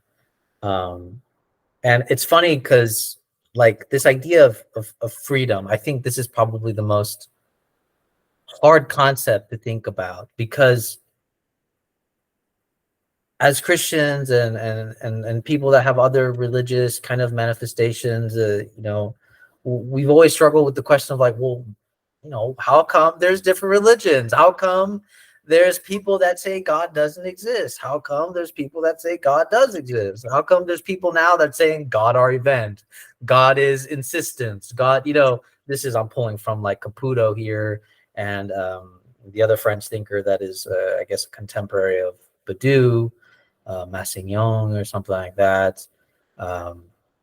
But anyways, this is the part that always fascinates me, because we can say so many things about God. And it's always been puzzling, but I think this is the part that's like, it's because of freedom, right? And I think some of the arguments that still hold today about this concept, it's like, you can't, if you didn't have freedom, then whatever love that is manifest wouldn't really be love if you didn't have the freedom to love in the first place, right? Because then if you don't have freedom, then it's not really love. It's just sort of like a sort of slave kind of thing. And then yet, ironically, Christianity does kind of use terms that have a kind of slave mentality, right? Like submit to God and so on. And so I think a lot of people have a hard time thinking through that kind of like contradiction in some ways. Like, how do I think freedom but slavery? But you need Hegel to think this, right? Like that's like also my main gripe too, is like Hegel kind of addressed some of these things too about the whole slave and master. The master's dependent. Yeah, it's Go ahead. Yeah, no, absolutely. I think that, this comes back to the importance of free will and acting as a free agent is, we have the freedom to be courageous and we have the freedom to walk away. All of this in regards to faith is done completely out of our own volition. And at every point along our faith journey, we have a choice to make. And that choice is only made out of freedom. The argument can be made that God demands everything of us and God demands nothing of us. And honestly, I think going both routes, you'll end up at the same place, honestly. Yeah.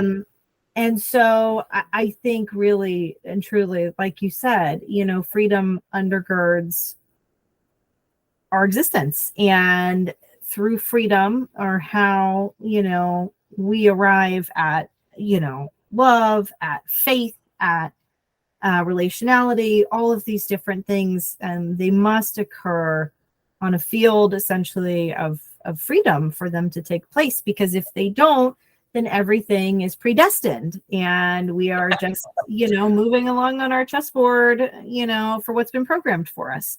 And that doesn't quite align with scripture, with, what we understand of God, or our own faith as well.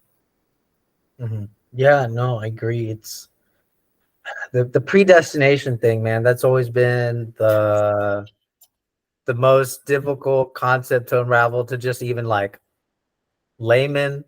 Because I remember when I was Muslim for a little bit, one of the things I heard was like this Muslim guy goes, he goes, so if everything's predetermined, right? He's like, why? He's like, why do I bother asking for forgiveness? He goes, God knows I'm gonna do this, right? Like he knows I'm gonna sin. He knows I'm gonna go to hell at this point. Like if I'm already predetermined in this way, what's the point of all of this? Yeah.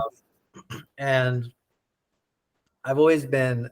This is where, like, for me, this is not a problem as the doctrine per se. It's more like the fact that we have this like A thinking, A equals A thinking that like we can't like undo. It's been such a mental habit now that it's so difficult to entertain the AB logic of like, yeah, you're right, you're predetermined, but you're free. It's like, and they'll be like, how does that work? And it's like, well, and then you can use a variety of arguments, obviously, but anyways, what I've always enjoyed is actually Buber's distinguishment between fate and destiny, where it's like there's almost like two opposing forces pulling you, where it's like the point is to go through the obstacle, and going through the obstacle is your destiny, but running away from the obstacle, which you can't ever really run away from, is fate. So Buber does like this really interesting move where it's like the obstacle is predetermined. You're right. You will face this obstacle, but how you frame your mode of being is what determines how it becomes fate or destiny. And fate and destiny both carry a kind of like, if you do this, this is your predetermined state. And I think that's like the other element of the conversation that's not sometimes brought up, at least in this Muslim experience that I had, where it was like your frame of being really matters. It's not that your frame of being doesn't matter and doesn't influence the decision at the end if we want to take linear time. But your frame of being does matter, and it can be the difference between fate and destiny. And for Buber, it was the obstacle itself, and this goes into his critique about Kierkegaard because he avoided Regina or whatever. And he's like, oh, because he never married Regina, he never dealt with the obstacle.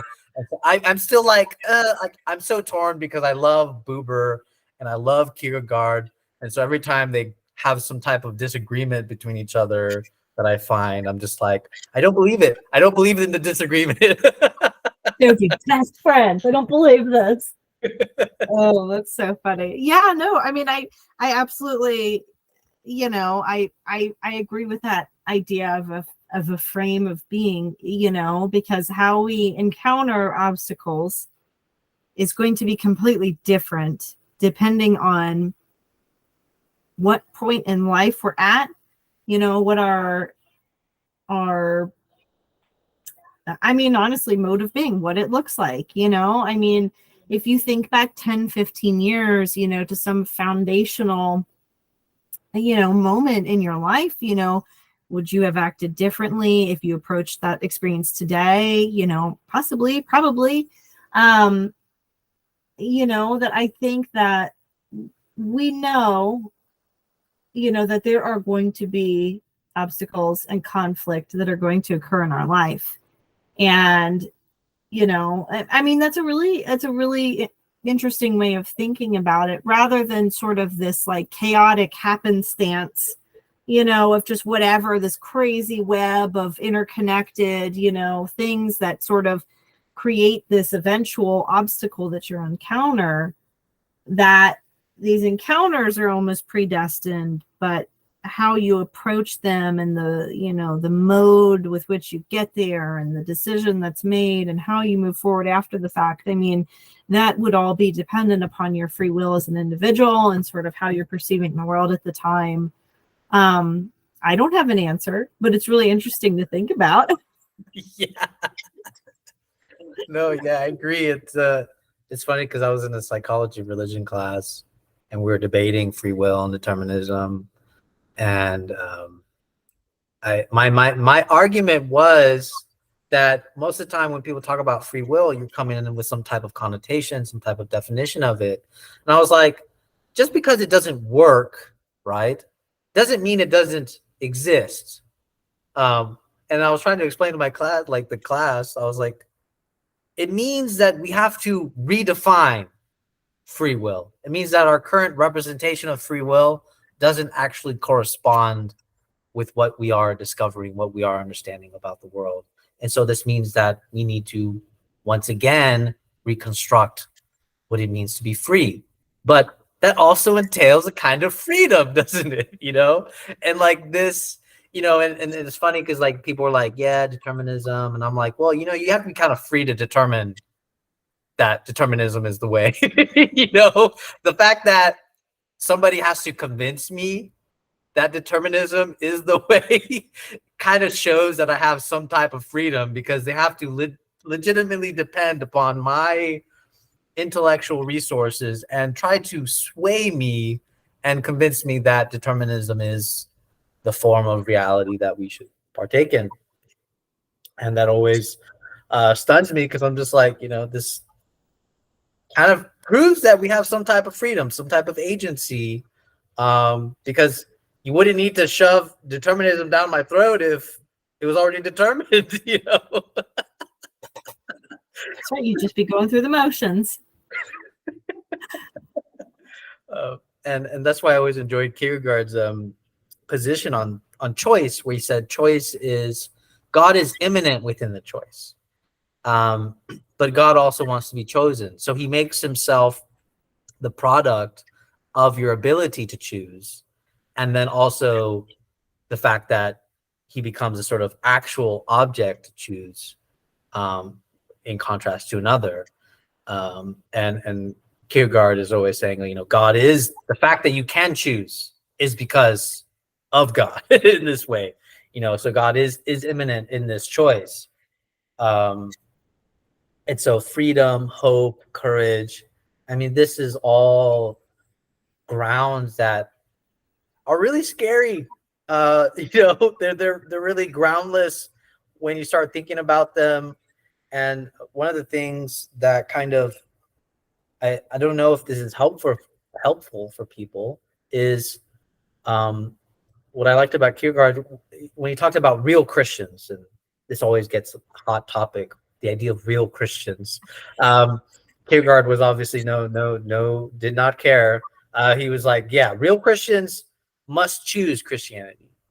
And in some ways, I'm a little bit sympathetic to that view, mainly because it means that you have thrown your existential ground at it, and I think that's how I had a better relationship with Christianity, is that my bitterness, my resentment, everything like that, that's a product of not being able to choose Christianity, I think, right? But when you do get to choose, it's a completely different relationship now.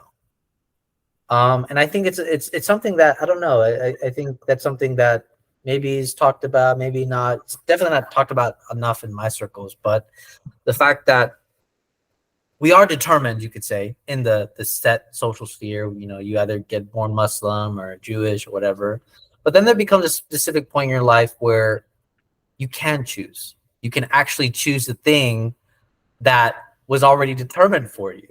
And so this was like the ironic position of like the fact that not only as human beings we condition things, but we not only are we conditioned by things, but we also condition things in response. And yeah, there's so much there.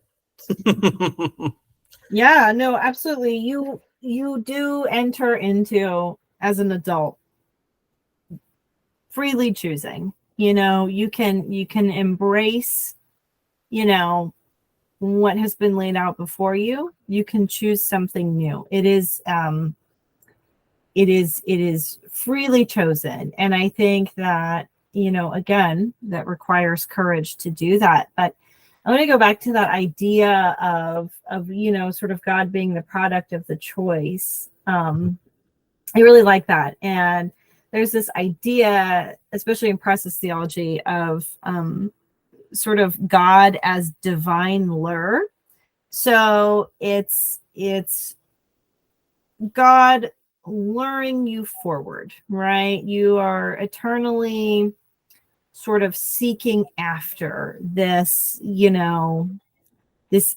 I like to think of it as like a transcendent horizon, right? You are moving towards this transcendent horizon, and that could be representative of God wanting to be sought out, wanting to be chosen, wanting to be in relationship with creation.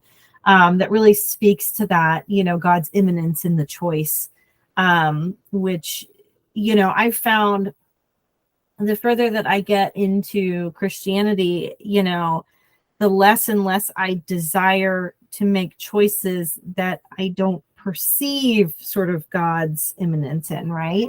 They are not fulfilling in the way that sort of the God choice is fulfilling and spiritually enriching. So I really think there's something there. But, again, it depends on, where you are in the journey. Like, that you might be starting from a point where you don't perceive that one choice holds sort of the immanence of God in it. But as a Christian, freely choosing, freely embracing Christianity, you begin to sort of ask for this discernment to be following, after this divine lure. But again, no one is forcing you to do that. It is you seeking after what you desire, which, is ultimately God. I mean, as far as I am concerned, all roads lead to God. So, you just pick one and go on, keep following it. That is the most courageous thing, though, ironically enough. That you pick something and you go on. And I think that's the thing that we're so afraid of doing. We're afraid of making the wrong decision. I think that is like the legitimate fear that we all have, is making the wrong decision. We're always trying to discern, okay, we're assessing all the time, calculating every position, every situation. And this goes back to your concept of like a holy foolishness, of like, yeah, I don't really know, but I'm gonna just choose. I'm gonna just choose, because that's the beauty of also being a human being, is just choosing.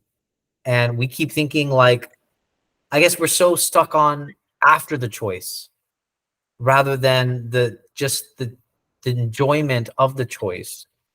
And this really feeds us and prevents us from making a choice in the first place.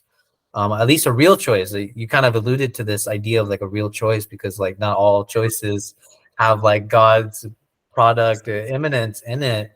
It's definitely the difference between like picking strawberry milk, chocolate milk. Like, I don't think God is immanent in that choice. Okay, this is kind of like, this is just your hunger talking and so on. So this idea of like, what does it mean to really pick God, is a really good question, because I think a lot of people think picking God is, granted, you have to start somewhere. But I think a lot of people think picking God is picking what you're already brought up in, so to speak. But picking is not restricted to that. Choosing is not restricted to that. And that's the part that we have to understand. And something that has also helped me is like, when I start to make choices now, I'm like, what part of me is actually making this choice? Yeah.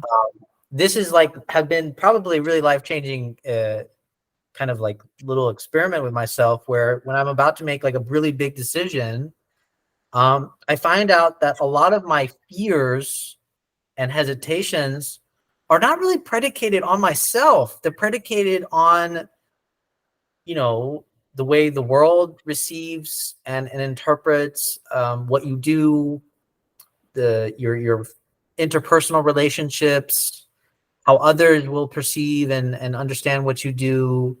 And it can be really uncomfortable. But when you strip those away, when you say, hey, if you didn't have any of these pressures, any of these influences, would you still pick this? Would you still choose this route?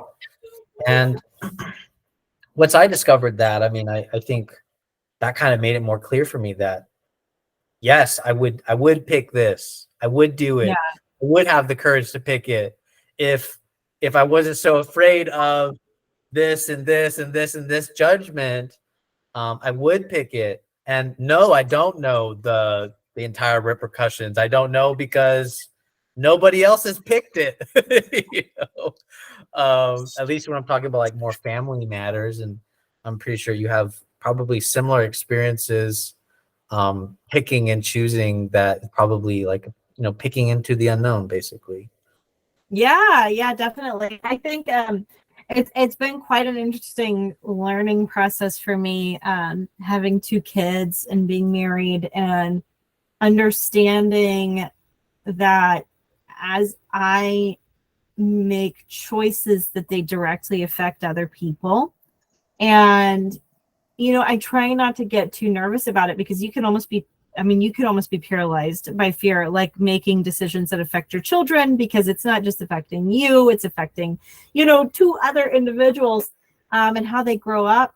But it's been so, you know, there's a lot of levels of consideration for making decisions for me as a mom, but also it's been really rewarding teaching and watching my children make decisions for themselves and helping them to understand, you know, that we do have freedom to make decisions and to sort of understand, you know, not just the immediate decision that's being made, but, you know, beyond that, what it looks like before the decision is made, understanding that you're taking sort of autonomy to make a decision, how that decision might affect your life. It's a lot. I mean, it's a lot, and we take it for granted because we make hundreds of decisions every single day. And when we think back, you know, over the past 5 or 10 years, maybe only a couple of decisions stick out in our mind. It's like, whoa, that was a turning point. But in reality, you know, we're facing these sort of crossroads just over and over and over again. And sometimes we don't even realize it. You know, like you said, you know, I might pick chocolate milk or whatever. It doesn't really matter. But in reality, you know, we're making a decision. Are we making a decision to pray today? Are we making a decision to pray with our children? You know, are we making a decision to be kind to this person? Are we making a decision? You know, there's just so many things that then, you know, I try not to, because this can also be paralyzing for me to think about how this web of decision making then goes on and multiplies, because that gets too much and I get freaked out. But you know, it has been interesting to watch small children come into their own autonomy of making decisions, seeing, you know, ramifications happen, even like just small, silly stuff, but it's still practice. It's still working towards, you know, these greater conclusions that will be made maybe later in life. It's been really interesting, but, you know, the other part of it as a parent is seeing the immediate web of, you know, involvement in any decisions that are made. I mean, it's just been, yeah, I mean, it's not paralyzing, it's freeing, because you're continually making a decision out of love. And I do ask myself that, you know, frequently. I'm like, am I making a decision for myself or for others? Am I making a decision out of love, or am I making it out of, you know, this, that, or the other? And it greatly influences my decision-making process when I can directly see the people, you know, that are influenced by these decisions that are made. And, you know, again, when you see that, you know, it's both a free choice, and it's also, you know, a courageous step to making a decision out of love. I think that's, I mean, it's really been a big lesson for me of, you know, I mean, before kids, maybe I was selfish or, you know, whatever, focused on making decisions. And it's been, having children has expanded my understanding of sort of this congregational living when it comes to Christianity, and being an invested member of a church body, of a group of individuals, etc. I mean, we are all so deeply interconnected with each other, just on levels that like we can't even fathom. And I think the decision-making process and choosing and having choice and going after choices made out of love and towards, God's immanence, really highlight that. Again, relationality, it undergirds everything. Yeah. And this is where I always throw Boober in, because he's always about relations. But you brought up an interesting idea, and maybe we'll kind of start closing off around this area, because actually I really find this area fascinating. I feel like this probably area we probably could spend another hours talking about. You brought up the concept of kids, a parent.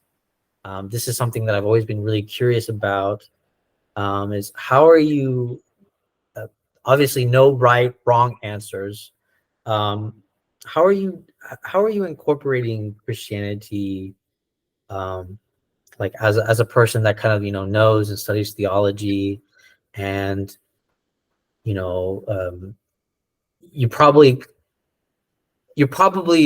obviously like probably wary and probably rightly so wary about the dangers of your kids being in a sort of congregational setting of church, but then you also notice the discrepancy between the church and yourself, because you also have that knowledge to sort of understand the discrepancy, and you're also trying to basically do the mother thing where it's like you want your children to have a kind of faith, a kind of understanding of religion, and kind of fall in love with it, really. And then there's the discrepancy of the church and what they say, and then what you're going to say to your kids, and then probably what your husband says to your kids, and all this sort of stuff. And yeah, I know this is a hard question. I know, I'm so sorry that I was not supposed to ask hard questions, but no, I'm not going to hang up. No, I'm glad you asked that, because it's something that I wish I knew how other parents handled it, right? Because my husband is also religious studies person, and so we don't have a good answer. Okay. It's really difficult. Like, think back to when you were a kid in Sunday school and like doing like an Old Testament, whatever, something from Joshua or Judges or something. And you're like, oh yeah, just draw the lion. Yeah. And then like now as an adult, you're studying in depth, Judges, Joshua, all these things, these incredibly violent experiences in the Bible that are traumatic. And you're like, they conceptualized that how when I was a child, there's such a like radical disconnect between the two that I basically am leaving it at this. I enjoy that my children like church life. They have, we have a really good church that we go to. And there's definitely a community experience. So my children are exposed to, a variety of individuals from all walks of life. There's other kids there. Their grandparents are there. It's a really positive experience in that sense. However, I'm kind of working, and this could always change in the future, but I'm kind of working from a perspective. My kids are young, they're 7 and 3, that they don't need extreme levels of biblical detail right now. It almost might be off-putting. I want them to enjoy the experience. And I want them to come to know God on their own terms. And so that means sort of giving them the space to do that. I love praying with my children, and I love having them in church. It's a very non-dogmatic setting. Sunday school is very, open-ended. And I feel that is probably a good first step for us. I don't think, we as Protestants, we don't go through this formalized catechesis, right? It's sort of like we're going to figure it out, as an individual or a congregation or whatever. And sometimes that's wonderful. And other times it's really difficult, right?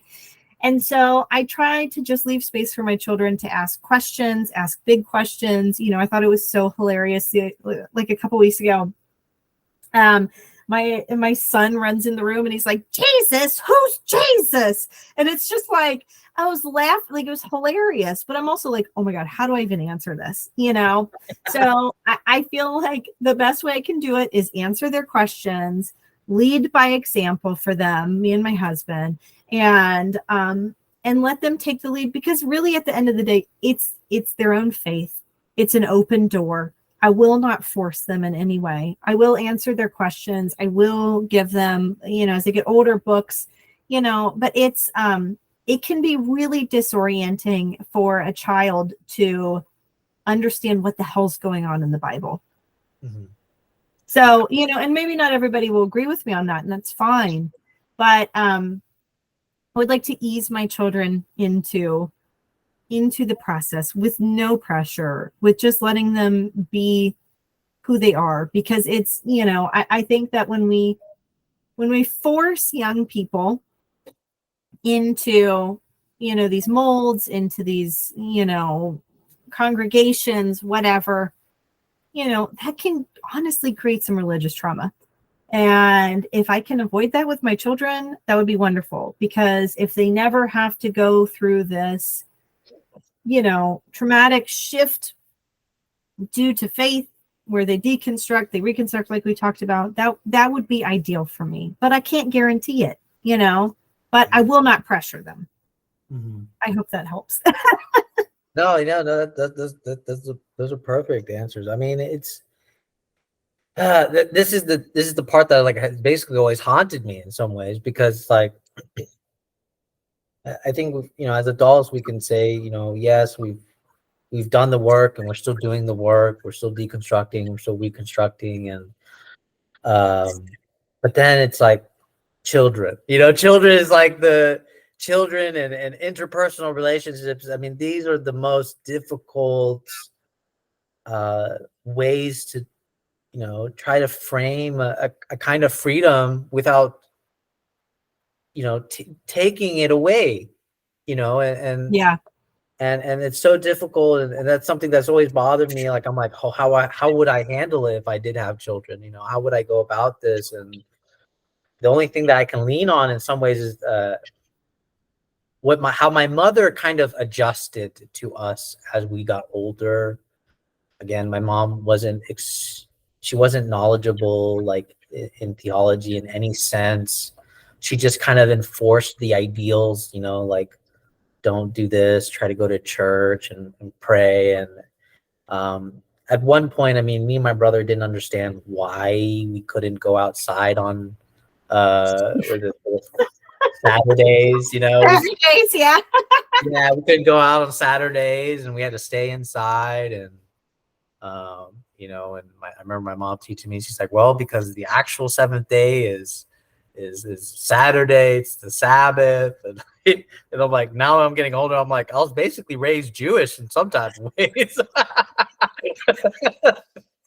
Oh, that's funny. And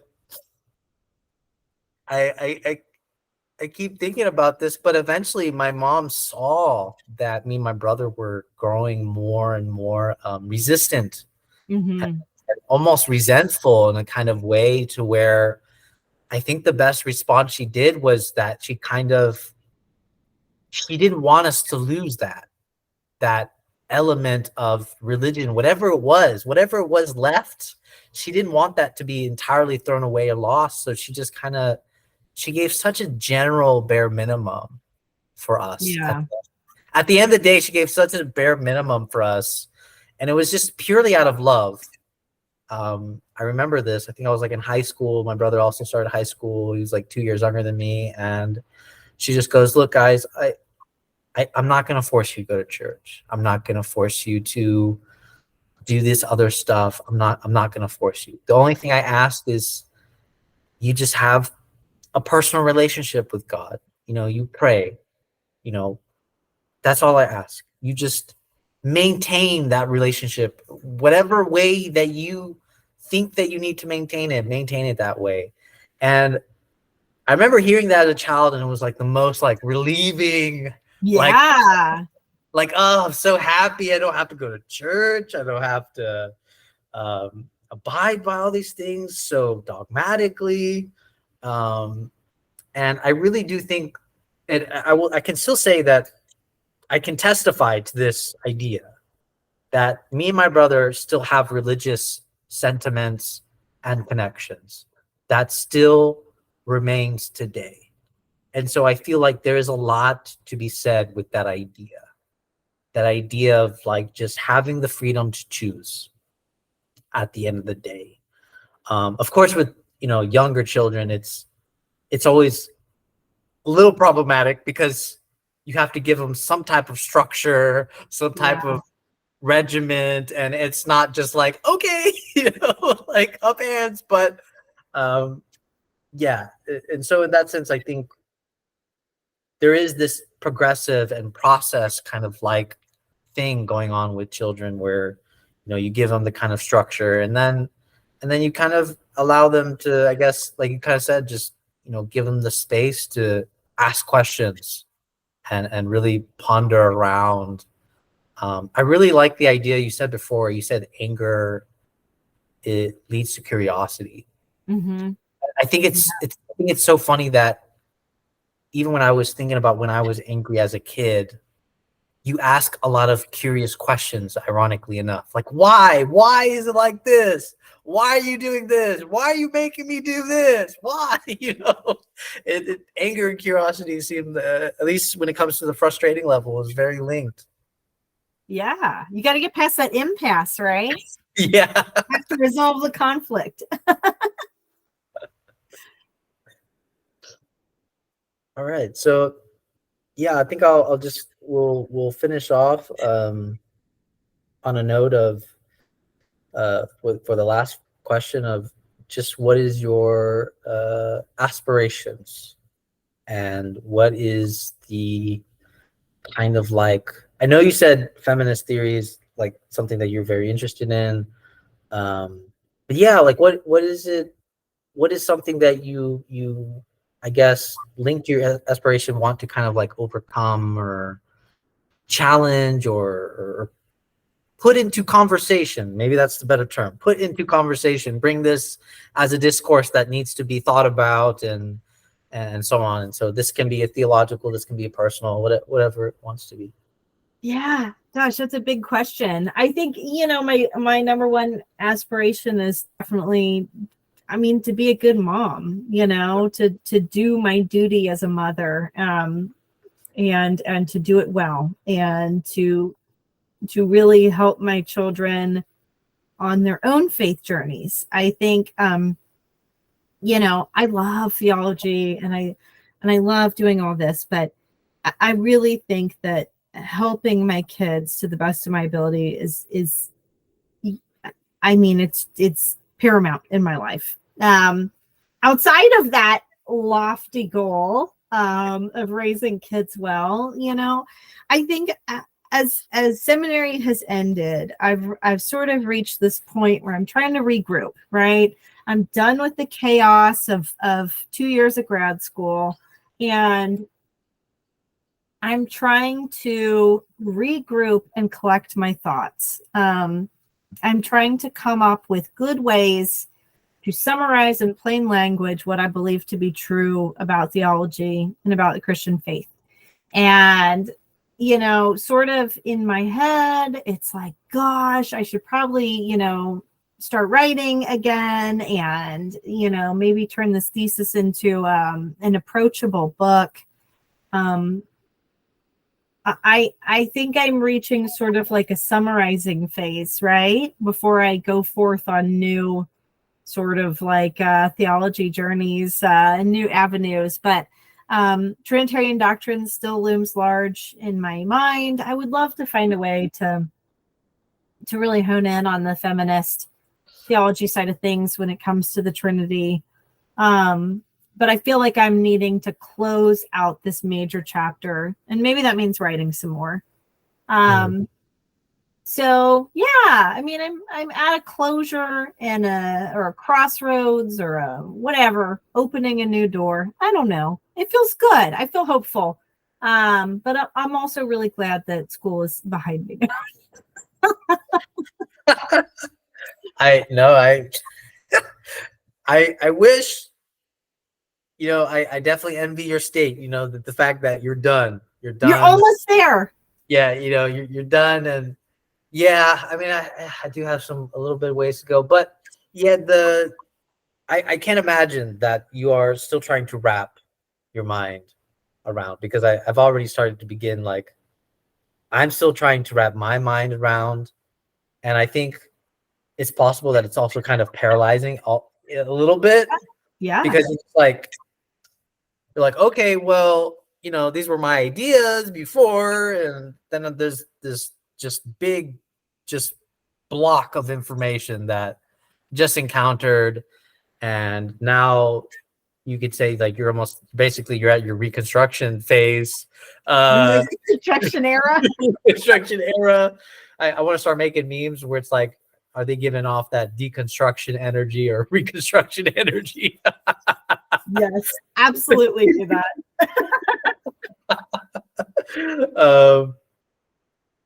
But yeah, it's I'll be curious. I'll be looking forward to it. Should we expect more theological fringe stuff, or is this kind of on pause too, or? No, I want to get back into it. I felt a little bit of guilt that I haven't had time for it, but getting the thesis published was like, it was quite a process. And so now I kind of have my weekends back. So I'm hoping to get back to it at some point soon. I mean, I don't know if this works for you, but like, I typically use my videos as like ideas that I play with in the beginning. Yes, exactly. Like a notebook. Yeah, like a kind of like a notebook. I open like little video diary, and I'm just like throwing my thoughts out there. And not all of my thoughts, I end up writing them down after the video, but there's some ideas that they have such force that even after the video, I'm like, yeah, I need to write about that. I really do. I really need to talk about that and bring that up as a conversation. And so that's kind of how I used my video platform as like my own thought-provoking conversation. I don't know if you know OG Rose. Yeah, I do. Yeah. So I'm very close with them. They're super cool. They're so nice. Yeah, they're super nice. And Daniel, Michelle's husband, of the OG Rose, he does the net sessions like every Thursday or something, where like a group of thinkers like us kind of hop on and we just talking philosophy and stuff and kind of problems. But what I've noticed is that he always uses that material to like pump out like a super long article like within the week, and it's about AI and the conversation. I'm like, wow. I mean the man's like a machine, but yeah, I don't expect anybody else. I'm like, I honestly suffer like like I'm pretty sure we probably connect on the lines of just like, yeah, time is a big problem. Oh my gosh, that's an understatement. Yeah, and like finding the motivation after going through a complete exhaustion. Like, as much as I like to read and I love to read, man, it really gets me to the point of I hate reading. I just want to do mindless things. And then I get into this existential frustration where I'm like, oh, but I have these ideas that need to definitely be in the discourse of thought. They need to be in the history of thought for somehow, because We need to propel some type of thought on this. But anyways, I really look forward to anything that you do in the future, Rachel. I feel like it's gonna be spicy. That's the label that I would label it. I see a lot of your memes on Instagram. Super spicy, love it. You seem unapologetic in the way that you are. I mean, correct me if I'm wrong. Which I really enjoy. I always had a fun time talking to you about, just on Instagram about like little frustrations about, denominations and what people read and what people don't read. And Yeah. Yeah. No, I love it. I'm glad that we've been able to connect, and yes, I'm rooting for you on finishing your stuff and moving on to the next chapter and doing awesome stuff. And I think that the theologians and philosophers that you're choosing, to kind of work off of are grade A. I'm super stoked for you. So I'm super thankful that we're able to connect and share memes and chit chat. And it's I'm really thankful for the greater like network of like, post liberal, post Christian, post whatever kind of like Instagrammers that we've been able to find. It's really nice, actually. I'm glad there's other folks out there. Yeah, no, same. Yeah, I've been really enjoying it. It's actually one of the very things that like gave me hope in Christianity again. Yep. The fact that it's not a static conversation anymore. It's so alive, filled with a lot of hostility, but you can do that meme move where it's like hostility, like happiness, like yes, hostility, because it means it's alive. It's filled with promise, hope, and I like the state. Actually, it's so interesting to me, and I think this is what pulled me again. And I feel like you probably saying the same enthusiasm is that the conversation didn't stop. There's so much that we have to unpack, uncover. We're not talking about mundane things like what does this Hebrew word mean in whatever in this sentence. We're also tackling huge concepts. Trinity, what does it mean? Who is Jesus? Oh, that's so funny. All the hard-hitting stuff, right? Yes. Yes. Okay. All right. So once again, thank you, Rachel, for being here. I think it was super enlightening having you.